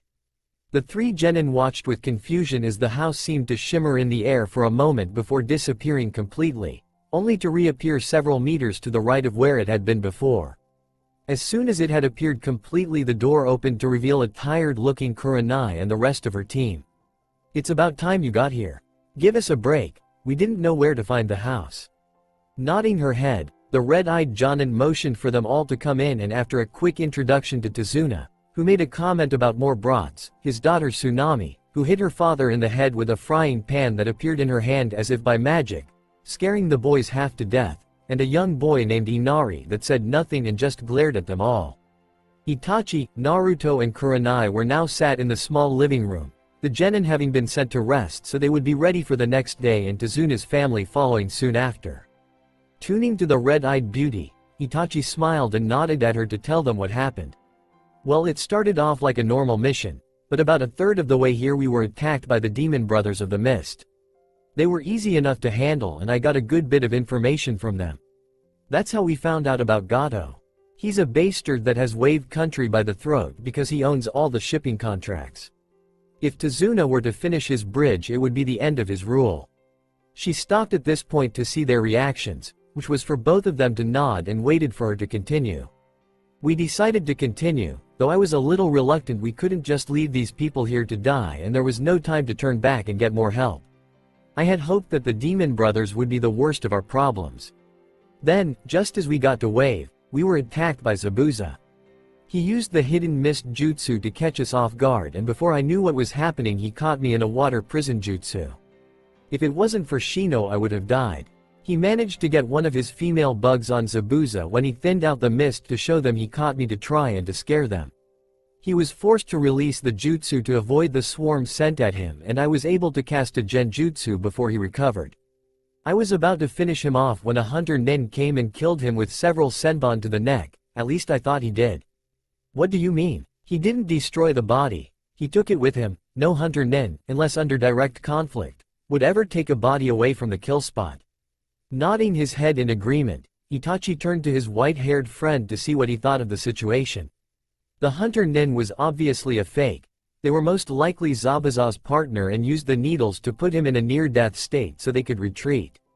It takes on average 3 days and nights to recover from the strain a near-death state puts on the body, so we can assume he will make his next appearance within the next 2 or 3 days. His partner is skilled. They would have to be to use senbon with such accuracy, and Zabuza trust them with his life. If the needles had been a millimeter off in any direction they would kill him. Kurenai was looking at the young Jonin with wide eyes while Itachi just sat there nodding his head. She had never actually worked with Naruto before, Itachi a few times, but not Naruto, and had assumed his profile in the bingo book had been exaggerated because of his connection to Tenzo and Itachi. But here he was, breaking down the mission in a way she had only ever seen the most seasoned ninja do before. It was a humbling experience to say the least. She was soon broken out of her musings by Naruto. "How far along are your genin in their training?" "Well, they know tree and water walking, and their teamwork is amazing, but they are all from clans and I am restricted in what I can teach them at this stage." Shino is a prodigy in using his clan's bugs, and Kiba is average in his clan's style. Hinata could be good, but lacks confidence to use what she knows to its full potential. Nodding his head in thought, Naruto said nothing for a few minutes before he spoke again. It will have to do. We don't have time to train them in anything else, and if we tried it could tire them out, which would be counterproductive at this stage. From what you have told us of this, Gato, he will most likely be sending someone after Tazuna's daughter and grandson at some point in the near future as insurance. If you don't mind, I think it would be best if your genin stayed to guard the house while my genin guards Tazuna. If Zabuza and his accomplice attack you and Itachi can take the hunter nen while I fight Zabuza. Why fight Zabuza on your own? We should have at least two of us take him on while the other deals with the fake hunter nen. Shaking his head, Naruto nodded to Itachi to explain. That's where you're wrong. We know a great deal about Zabuza and next to nothing about the fake hunter nen. For all we know they could be stronger than he is, and if not it means we can finish him off quickly and then move to help Naruto. Kurenai couldn't stop the blush that crossed her face. They were right and she had made a basic mistake. A mistake that could have cost someone their life. Seeing the saddened face she wore when she realized what might have happened, Itachi gave her a soft smile. It's late, you've been in a life-threatening battle and you were worried about your team. It's understandable that you might make a mistake under those conditions. I know I would. Go get some rest and we will take the night watch. Smiling her thanks at the two, Kurenai bid them good night and went to get some sleep. When he was sure she was gone, Itachi turned to Naruto with a huge grin on his face. Think I've got a shot? She's too cool for you. The moment you start flirting with her she'll have your nuts off. The next day found Itachi, Kurenai, Naruto and his team at the bridge guarding Tazuna. Team 8 had stayed at the house to protect Tsunami and her son Inari, much to Kiba's frustration. They had just seen a man quit, and by the expression on Tazuna's face he wasn't the first and probably wouldn't be the last. Letting out a sigh, Naruto got up from his spot on the bridge and made his way over to a group of 5 men that were struggling to move a large metal beam that looked to be about 15 foot long. Shaking his head at the strained looks on the men's faces as they moved inches at a time, the young Jonin reached around the middle of the beam and lifted it out of their hand and placing it over his shoulder before asking them where it needed to go. The men stared at him for a moment, looks of complete shock on their faces as they pointed to the spot they needed the beam. After putting it down where they asked, Naruto turned to his sister. Madoka, make a few shadow clones to help with the labor, but not too many, I don't want you to tire yourself out. Nodding her head, the blonde put her hands into a cross seal and made 40 shadow clones.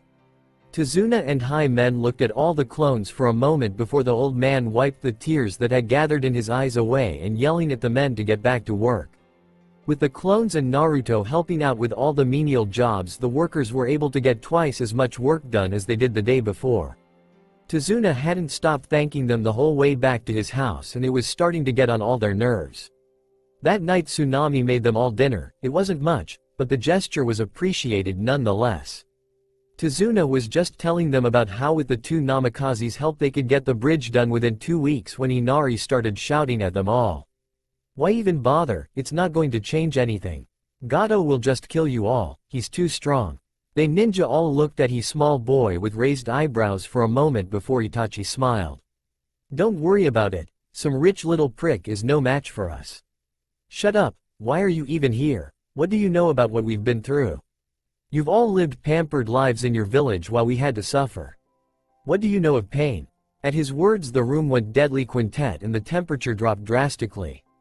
Ice started to creep onto the windows and they could all see their own breaths in front of their faces.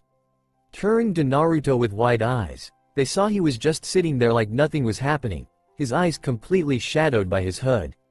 Standing up slowly, he raised his hands and pulled his hood away from his head, causing several gasps to be heard around the table. The only ones that weren't staring at him in shock being Madoka and Itachi, having seen this happen before. His skin had turned light blue and his lips along with the rings around his eyes darkened. His face set into an expressionless mask as he looked the young boy in his eyes, his pure white hair seeming to glow slightly. But the most shocking thing was his eyes. Where there had once been a pair of deep blue pool with white swirls swimming in their depths was now nothing but pure white voids with 2 small black dots in the middles, staring out at them with nothing but indifference. He didn't say anything, just turned towards the door and left, pulling his hood back over his head as he went. Just as Sasuke and Sakura got up to follow him, they were stopped by Itachi. "Leave him. He needs to be alone for a while." Early the next morning, Haku was making her way through the forests of Wave to a small clearing she knew that had a variety of herbs that could be used for all sorts of things.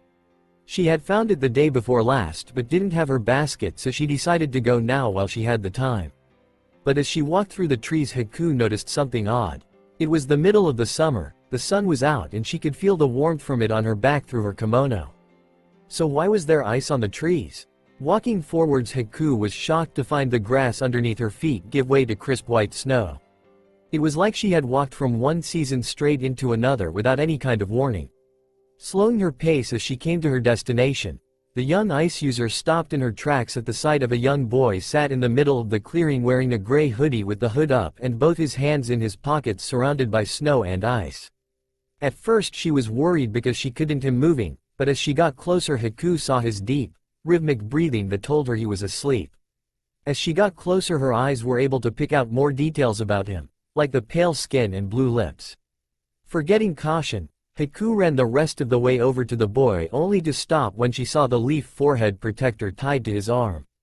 Before she could do anything, the boy turned his head towards her, keeping his head down so she couldn't see his eyes. You know it's not cool to wake someone up when they're trying to sleep.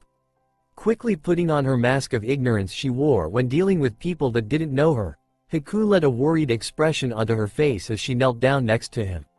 "Are you okay? You shouldn't be sleeping outside. Maybe you should go home. You look really pale and your lips are blue." Even though she couldn't see it, Haku was sure the boy had just raised his eyebrows at her. "Not that I don't appreciate your concern, but are you really in any position to talk? You're almost as pale as I am." Before she could answer, Naruto's eyes drifted to the basket under her arm, along with a few herbs she had picked up on her way.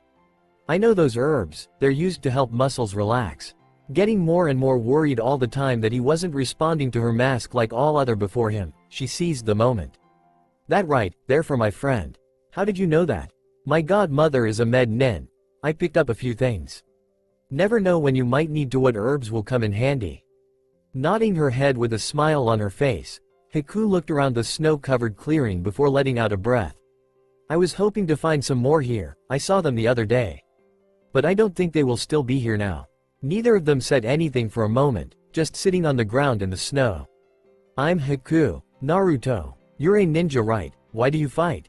Naruto sighed, getting Haku's attention when she saw a cloud of mist come out, not even trying to look at her. "I fight for my family." "That a good reason, you must be strong." He still didn't look at her, but by the way his head turned slightly, Haku knew she had his attention. "I believe that when you fight for someone you care about, with all your heart, is when you can reach true strength. You have an interesting belief, epically considering who you fight for." At his words, Haku felt alarm bells going off in her head and unconsciously reached for the senbon in her sleeve. "I'm not sure I know what you mean, Naruto-san." Still not looking at her, Naruto took his right hand out of his pocket and slowly brought it up in front of his face. Haku was yet again surprised to see pale skin, along with sharp blue fingernails. "I have met many cool people in my time, both good and bad. You are one hell of an actor, by the way, and if there is one thing I have learned, never trust someone you don't know that is so good at hiding their chakra. How is Zabuza's recovery going?" Just as she was about to put some distance between her and Naruto, Haku felt an ice-cold hand wrap around her wrist. There was a slight burning sensation, but otherwise nothing seemed to happen and she was able to break his hold on her wrist before jumping back. Speeding through hand seals, Haku used the snow and ice on the ground to her advantage and with a hard stomp, forced several large spikes made out of ice to shoot out of the ground, pinning the still-seated Naruto in place. He didn't even flinch. "So you're from the Yuki clan, that's cool, I guess that makes sense. You're lucky. If you were anyone else you would be dead by now." Pushing his words aside for later along with the shock that he knew her clan, Haku walked over to the leaf nin, confident that her ice would hold him in place, and held the 3 senbon in her hand against his throat. "What gave me away? The way you walked into the clearing, the herbs you had in your basket, all pointed to it. But the clincher was when you reached into your sleeve." Quote, "I see. How did you know I was from the Yuki clan?" Instead of answering, Naruto gestured behind her, a small smile on his face. Turning to look at what he was indicating, Haku let out a gasp. Coming out of the tree line behind her, teeth bared into angry snarls, was 10 wolves made out of pure ice. Stalemate. Turning back to Naruto with a look of wonder on her face and tears in her eyes, Haku pulled her senbon away from his neck. At the same time, the wolves fell to the ground into piles of ice. You're of the Yuki clan too? Not exactly. Like I said, you're lucky. If you were anyone else, you'd have frozen solid the second I touched you. That brought a confused look to Haku's face. She had never heard of someone doing anything like that.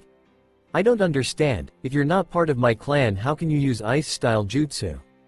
It's a long story for another time. Let's just say for now that I was forcibly adopted into your clan and leave it at that. Reluctantly accepted his answer, for now at least. Haku sat down, being sure to keep her distance this time. What? No. Why don't you tell me why you're with a man like Zabuza? Looking down at the ground, Haku told him about what had happened with her parents and how Zabuza took her in when no one else would. I owe him my life. I will help him make his dream come true, even at the cost of my own life. I see, that's unfortunate. Standing up and knocking the spikes away as if the spikes weren't even there, Naruto finally looked Haku in the eyes, blue and white meeting black. I know nothing I say will change your mind, so I won't try to. But I will ask you this, after he has reached whatever his dream is, what then? Without waiting for an answer, Naruto turned and walked away. It wasn't until he was almost at the bridge that he realized he had just broken his code. He had let Haku live. That day went like the one before it. Naruto and Madoka helped where they could at the bridge, and when they were done they went back to Tazuna's house. Naruto noticed that Inari was keeping his distance from him, not that he minded, and when all the others had gone to bed, Naruto told his fellow Jonin about his meeting with Haku, and like always, Itachi managed to sum it up in only 3 words.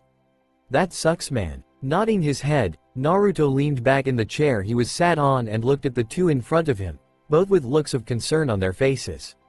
So what are you going to do? Nothing, the plan stays the same. Nothing has changed. Bullshit. Raising an eyebrow at his friend, Naruto waited for him to continue. I've known you for 8 years, 6 of which you were a ninja. You're like a brother to me, and I have never seen you let someone walk away. That girl is practically family to you, and no matter how hard you try to act the cold-hearted bastard, I know you. What would you have me do? She's with Zabuza. Nothing I do is going to change that. He didn't have an answer for that, none of them did. Letting out a sigh, Naruto got to his feet and walked out the room, but not before saying, when you fight her, I expect you both to do everything in your power to kill her. Don't go easy on her for my sake. When he was out of the room, Kurenai turned to Itachi with a worried look. What are we going to do? I know one thing for sure, when we fight her, I'm going to do everything I can to keep her alive. It was 2 days later when they came to the bridge to find it covered in mist and the workers nowhere to be found. Doing exactly what they had planned, Team 7 moved to protect Tazuna, awareness ready and kunai drawn, while the Jonin prepared for what was to come. They didn't have to wait long. I see you got yourself some new kids, Kurenai-san. What happened to your old ones? Did I scare them off? These aren't mine. They could hear chuckling echoing all around them in the mist. He was trying to scare them, but unfortunately for him, Naruto and Itachi knew exactly where he was, and Zabuza realized that when he saw them following him through the mist with their eyes. The mist started to thin out until they could clearly see the 2 figures in front of them, one small and feminine and the other big and bulky. Well, what do we have here? Konoha's very own Jack Frost and Black Crow. I'm honored. When Haku told me you were here, I was a bit skeptical, but there you are. Without saying a word, Naruto drew his Chikudo from his back, rushed forward and slashed at Zabuza, his chakra already running through the blade and making it glow a soft white. Just as the blade was about to touch his skin, Zabuza brought his huge sword up and blocked it at the last second. Giving Naruto's sword an appraising look, the young Namikaze could almost see the grin through the bandages covering his mouth. Neither noticed Haku sprinting off into the mist, Itachi and Kurenai right on her heels. Amazing, that something so beautiful could be so deadly. They say you're a Kenjutsu master of the highest level and that your sword can kill a man with nothing but a few good scratches. Let's see if they were right. Frost. With one big heave, Zabuza managed to push the smaller boy away from himself, only for them to meet moments later, swords clashing and seeming to blur in and out of sight as they engaged in a deadly dance of death. The moment Itachi and Kurenai caught up to the ice user, they realized their mistake as they watched the dome of mirrors taking shape around them. "We don't want to hurt you. Stop this now and no one will get hurt." Itachi waited for an answer, only to turn around and block the senbon that came at him from behind. Expecting to see the girl, he was a little surprised to find nothing but her reflection. "I'm sorry, but I can't allow you to interfere, not when Zabuza-sama is so close to his dream." As she spoke, Haku leaned out of the mirror so that her head was out while the rest of her body stayed in place. Looking at her with wide eyes, Itachi said the first thing that popped in his head. "That is so cool, why can't Naruto do shit like that?" Ignoring the Uchiha, Kurenai moved into a defensive position with a kunai in each hand. "What is Zabuza's dream?" The world seemed to go silent as Haku spoke, a small smile on her face. What they heard made both Jonin's eyes widen in shock as they drop out of their defensive stances, neither being able to fully comprehend what they had just been told. Both Naruto and Zabuza were covered in small scratches and panting from the strain of their battle.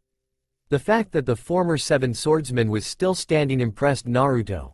A lesser man would have been dead on the ground after sustaining so many cuts from his chakra-enhanced sword. Despite all the cuts on his body, Naruto was the only one bleeding, each drop that hit the ground exploding into a deadly frozen flower. The reason for this was that every time he cut the larger man, the wound, along with the skin around it, would freeze, making it harder and harder for him to move as little by little he was being frozen alive. Breaking apart one last time, Zabuza's arms fell limp at his sides, but he never let go of his sword. Taking in a deep breath, the ex-mist nin let out a booming laugh that echoed in the mist all around them. "This is it. This is what I was looking for. You really are as good as they say, and so much more." Sheathing his sword, Naruto let out a deep breath. "I want to ask you a question." Looking at the smaller boy with a grin now clearly visible after Naruto got cut the bandages away from his face during their sword fight, narrowly missing the skin as he did so, Zabuza let out another laugh. "Oh, and what would that be? What is your dream?" Waiting for Zabuza to get over his latest laughing fit, Naruto stood patently, waiting for his answer. My dream is to die fighting. A warrior's death. That is my dream." They kept staring at Haku in shock, waiting for her to tell them it was a joke, but she didn't. A warrior's death. Yes, it has always been his dream to die in the heat of battle against a worthy opponent. Zabuza lives for battle and wants nothing more than to die in it. To feel my heart racing in my chest. To fight to his last breath. To taste my own blood in my mouth. To feel the rush of adrenaline in his veins. A true death. A beautiful death. True. Warriors. Death. Naruto just stared at the man in front of him with a blank face for a long moment before slowly reaching up and pulling his hood down, a small smile gracing his lips.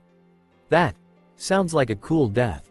At his words, Naruto saw a true smile cross Zabuza's face as he watched the young boy charge up a small ball in his right hand, no bigger than a golf ball, made of pure white chakra.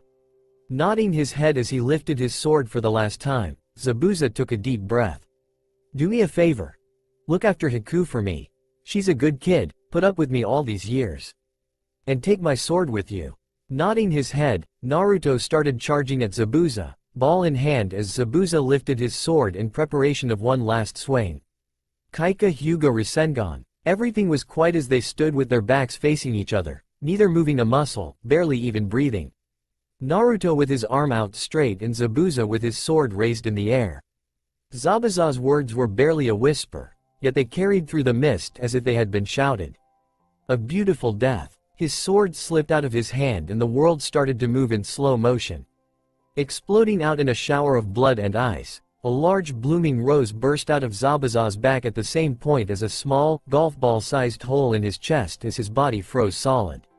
He was dead before the sword hit the ground, a serene smile on his face as his eyes glazed over and saw no more. August 25th. I have been able to fully map out Sub-Zero's DNA. With the data I have collected from him, I am confident I will be able to continue my research. The only problem that I have found is that although I can replicate the experiment, I will never be able to create anything with the same potential as Sub-Zero himself. His DNA is unique and I am unable to completely replicate it.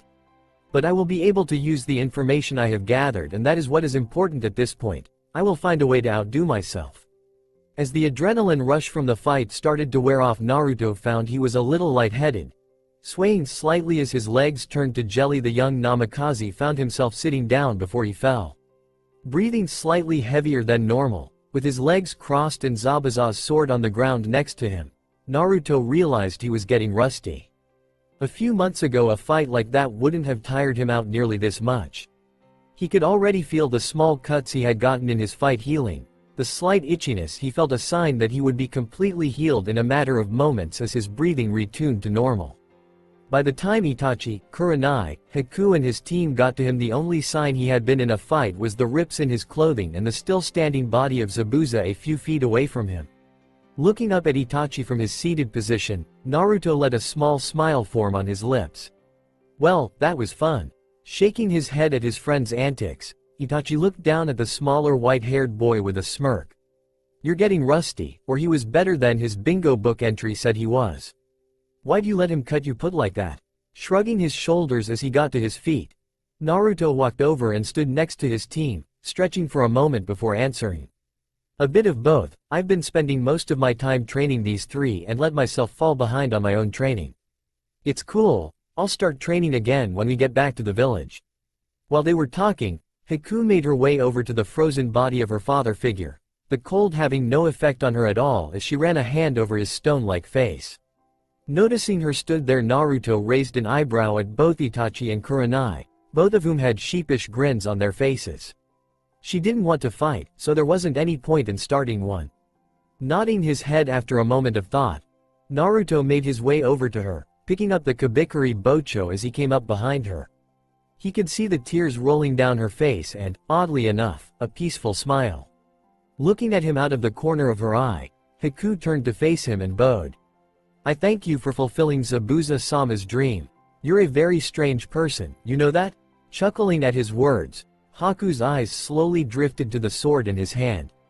Seeing where she was looking, Naruto raised the sword, seemingly without effort despite its size and weight, and offered it to her.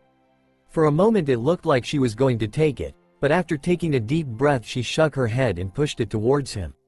It's yours by right, you're his successor, and I was never any good with swords anyway. Nodding his head again, Naruto turned back to his fellow Leaf Nin, Kabikiri Bocho resting on his shoulder. Well, what do you think? Walking up with a serious face and circling him, Itachi nodding his head once before breaking out into a grin. Very badass, but can you even use it? It's not exactly your Chikuto. Giving the large sword an appraising look, much like Zabuza had done at the start of their fight with his. Naruto stepped away from the group and started to channel chakra into the metal like he did with his Chikuto and twirled it around in his hands, making the huge sword appear weightless before smiling to himself. It's cool, heavier than what I'm used to, but that will just add more power into my strikes. Looks like I might get a chance to test it out anyway. Turning around to see what he meant, they all saw the large group of thugs walking up to them, a small gray-haired man with dark glasses leading the way with a smug smile on his face. Well, looks like I don't have to kill that buffoon after all. I'd thank you, but you'll all be dead soon enough, so there isn't much point. They watched as he looked over their group and saw the lingering looks he had for Kurenai, Sakura and Madoka before landing on Haku. Did you really think I was going to pay you when it's so much cheaper to just hire bandits to kill you when you're weak? Though in your case, death is the last thing you need to worry about. Your master isn't here to protect you anymore. Turning to Itachi with a bored look on his face while ignoring the man's rant, Naruto nudged his friend on the shoulder and gestured towards the thugs. If it's cool with you, I'm going to go and test out this sword. I'll leave the midget in the fancy suit and his band of monkeys to you, have fun. Grinning at his friend, Itachi just nodded as he watched Naruto walk off in the direction of the wood. It was at this point that Gato took notice of what was going on and stopped his rant about how much smarter he was than everyone else. Hey, I'm talking here, where the hell is he going? Turning to Gato and his thugs with a smile on his face, Itachi let his eyes turn red. Oh, that's not important, but I'll tell you what is. No matter what happens, whatever you do, don't look into my eyes. The moment the word left his mouth, everyone on the thugs looked into his eyes, just as he planned.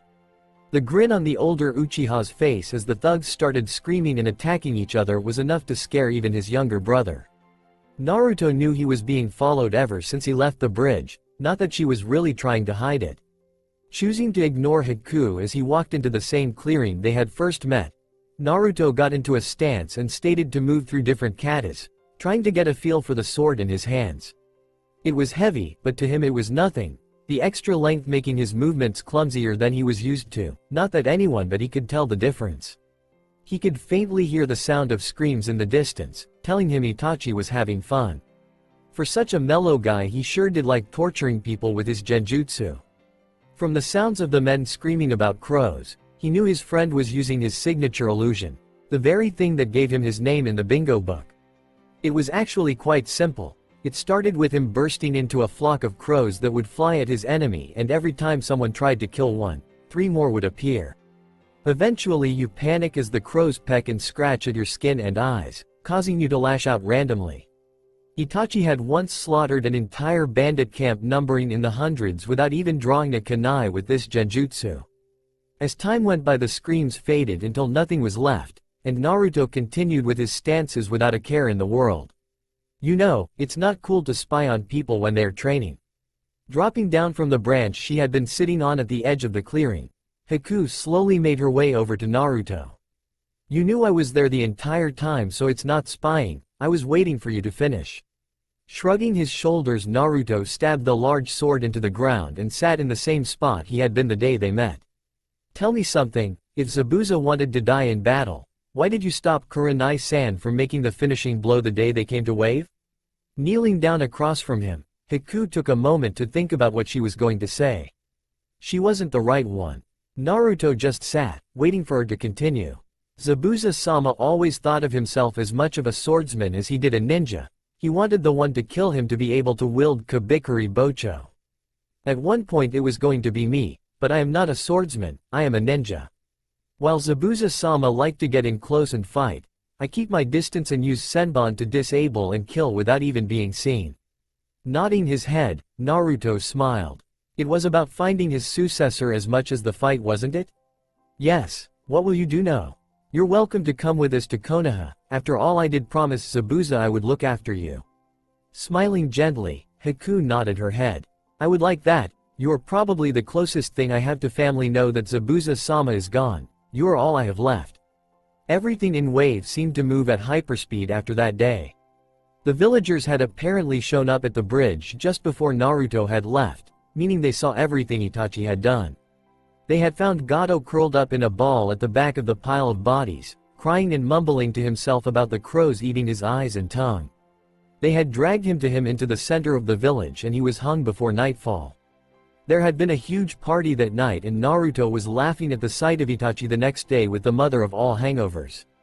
At some point during the celebration someone had taken his clothes, leaving him with nothing but the gray bodysuit he wore under it. Naruto had denied any involvement, of course. By the end of the day Itachi had a fan club. It is his own fault for walking around the village with a hangover looking for his clothes and letting everyone see the tight gray bodysuit. With Gato gone, the bridge had more than enough people to help with the construction, and it was done in no time at all, with Tazuna and Inari laying the last slab themselves. With the bridge finished and Gato dead, the Leaf Nin, along with Haku, headed back to Konoha. Kabikiri Bocho placed firmly on Naruto's with a long strip of black leather he had bought, his old sword sealed in a scroll. Naruto had sent a messenger bird to Konoha after Gato's death telling his parents about Haku. The reply had been that when they arrived at the village she would be adopted into the Namikaze clan, thus protecting her from certain civilians on the council that would try to have her put into a breeding program. Since she was technically related to Naruto anyway, it made things a lot easier to arrange. They took their time heading back to the village and enjoyed the peace and quiet of their surroundings, or they would have if not for Kiba. It seemed now that she wasn't the enemy anymore. Kiba had decided that Haku was hot, and in the true Inuzuka style that all males of his clan followed. That meant he was going to bug her until she agreed to go out with him. For some reason this bothered Naruto. Even though she was older than him, he felt protective towards her, like he did with Madoka, and to have to hear Kiba going on and on about how he thought she was hot and how if she was his girlfriend he would treat her well was grinding on his nerves. He didn't have a problem with the Inuzuka. He had been friends with Kiba's older sister Hana since they were in the academy together. But the boy was at that stage where he was too arrogant for his own good. Looking over his shoulder at the young boy, Naruto leveled a glare at him that shut him up faster than a slap to the face. Leave her alone. After getting a grateful nod of the head from Haku, who had her hand in the sleeve of her kimono reaching for one of her senbon, Naruto turned back to look where he was going. At his words something seemed to snap in Kiba, most likely his common sense. Ignoring Akamaru's warning, Kiba walked forwards and pushed the older boy, making him stumble. Everyone stopped to look at the two as Naruto turned around to face Kiba fully. Or what? This has nothing to do with you. Who do you think you are to boss me around? Faster than anyone could see, Naruto had moved in front of the brash Inuzuka and was holding him a foot of the ground by his throat with one hand. Moving to try and calm the situation down before her student did something really stupid that would get him seriously hurt, Kurenai was stopped by Itachi laying his hand on her shoulder and shaking his head. Looking into the younger boy's eyes as his face started to turn red, Naruto let out a sigh. First, it is my business if you are bothering Haku because when we get back to the village she is being adopted into the Namikaze clan, meaning she is basically my sister. Second, I am your superior officer and if you ever talk to me or anyone else like that again I will have you removed from the ninja program and have your chakra sealed. There is no room in the leaf for a boy that doesn't listen to his commanding officers. By the end of Naruto's speech Kiba had gone deadly pale and his mouth was hanging open in shock. Shaking his head at the boy, Naruto dropped him to the ground and started to walk off, only to look over his shoulder at the coughing boy when he was a few feet away. And one more thing, learn to read body long, if I hadn't stopped you when I did. Haku was about to stab you in the pressure point on your neck with one of her senbon so you would shut up. Turning a shocked face towards Haku, who smiled sweetly back at him as she pulled a senbon out of her sleeve and twiddled it between her fingers. Did you really think I would spend all those years with Zabuza-sama and not pick up a few things? Kiba's face went almost as pale as Naruto's. Kushina was waiting for them at the main gate of Konoha as they came into view, a huge smile on her face, and the moment her eyes locked on Naruto and Madoka she sprinted towards them and had both in a bear hug before they even knew what had happened. He could hear Itachi sniggering behind him, but that didn't last long because as soon as she let them go the red-headed ninja grabbed Itachi and Sasuke into an equally bone-crushing hug as she had her own kids. When she had done, Kushina stood back and looked at each person in the group before her eyes landed on Haku. Walking up to the girl she gave her a once-over before smiling. You must be Haku. I'm Kushina Namikaze, Naruto and Madoka's mother. It's a pleasure to meet you. Haku just smiled and bowed her head towards Kushina. The pleasure is all mine. I would like to thank you and your husband for accepting me into your clan. Returning the smile, Kushina led the group towards the Hokage Tower. As they walked through the streets the people they passed would nod their heads in respect or say a quiet, Namikaze-sama, to Kushina. As they entered the Hokage office they were just in time to see Minato going through hand signs, staring at the piles of paperwork on his desk with a crazed look in his eyes. Minato, if you do what I think you were about to do I'm going to kick your ass. Looking like a deer caught in headlights, the blonde Hokage sat down with a pout. It's not my fault, every time I look away they double in size. Not my problem, you're setting a bad example. Haku watched on with wide eyes as the Yondaime Hokage, the yellow flash of Konoha and one of the most feared men in the elemental nations acted like a little boy caught with his hand in the cookie jar. And by everyone else's lack of a reaction she could only assume that this happened often enough to be considered normal. It was at that point that Minato noticed the others in the room and blushed. Looking from Haku to his son Minato coughed into his hand. You must be Haku, the girl that my son wrote to us about. It's a pleasure to meet you. We have already set up a room for you and my wife will be showing you around the village while we discuss some things here. Both you and the genin are dismissed. Naruto made a note of how Itachi had his eyes glued to Haku's ass as she walked past him, and the small smirk he saw on her face and sway she added to her hips when she saw him looking. Just as they were about to leave the room Minato called out to his wife and daughter. And no ramen. They could all hear the two Namikaze women grumbling as the door shut behind them. Putting on his serious face, Minato looked at the three Jonin in front of him. From the sword on your back, I can only assume Zabuza is dead. You didn't say much in your letter apart from you were bringing a girl from the Yuki clan back with you. It took the three of them an hour before they had finished the debriefing, starting with Kurenai's first encounter with the Demon Brothers and ending with Itachi's slaughter of Gato and his army of thugs. Other than the odd question here and there, Minato didn't interrupt them, and after dismissing Kurenai he turned to the two teens. Thank you for going us back up on such short notice. I would have sent Tenzo along with you as well, but he was out of the village at the time. Now there is something I would like to talk to you about. Itachi, as of now you are being removed from Anbu duty. What, but why? Don't worry, you did nothing wrong. I know you have been teaching Team 7 ninjutsu and have been helping them when not on missions. They are without a doubt the most promising genin team we have seen in years, and I am making you their official joint Jonin sensei along with Naruto. Looking at his father for a moment, Naruto sat in one of the chairs in front of his desk as Itachi took the other. Why? Letting out a sigh, Minato rubbed his eyes as a frown crossed his face. In 2 months the Chunin exam will be held here in Konoha. The council has nominated Team 7 as their mandatory representative. Both Naruto and Itachi's eyes widened at his words and the older Uchiha shot to his feet. That's insane. No matter how skilled they are still fresh out of the academy genin. Calm down Itachi, as I remember both you and my son were several years younger than they are now when you took your exams. They are not us, they aren't ready for such a responsibility. You think I don't know that? I have no choice, the decision has been made. Why them? Both turned to look at Naruto, who was by far the calmest in the room.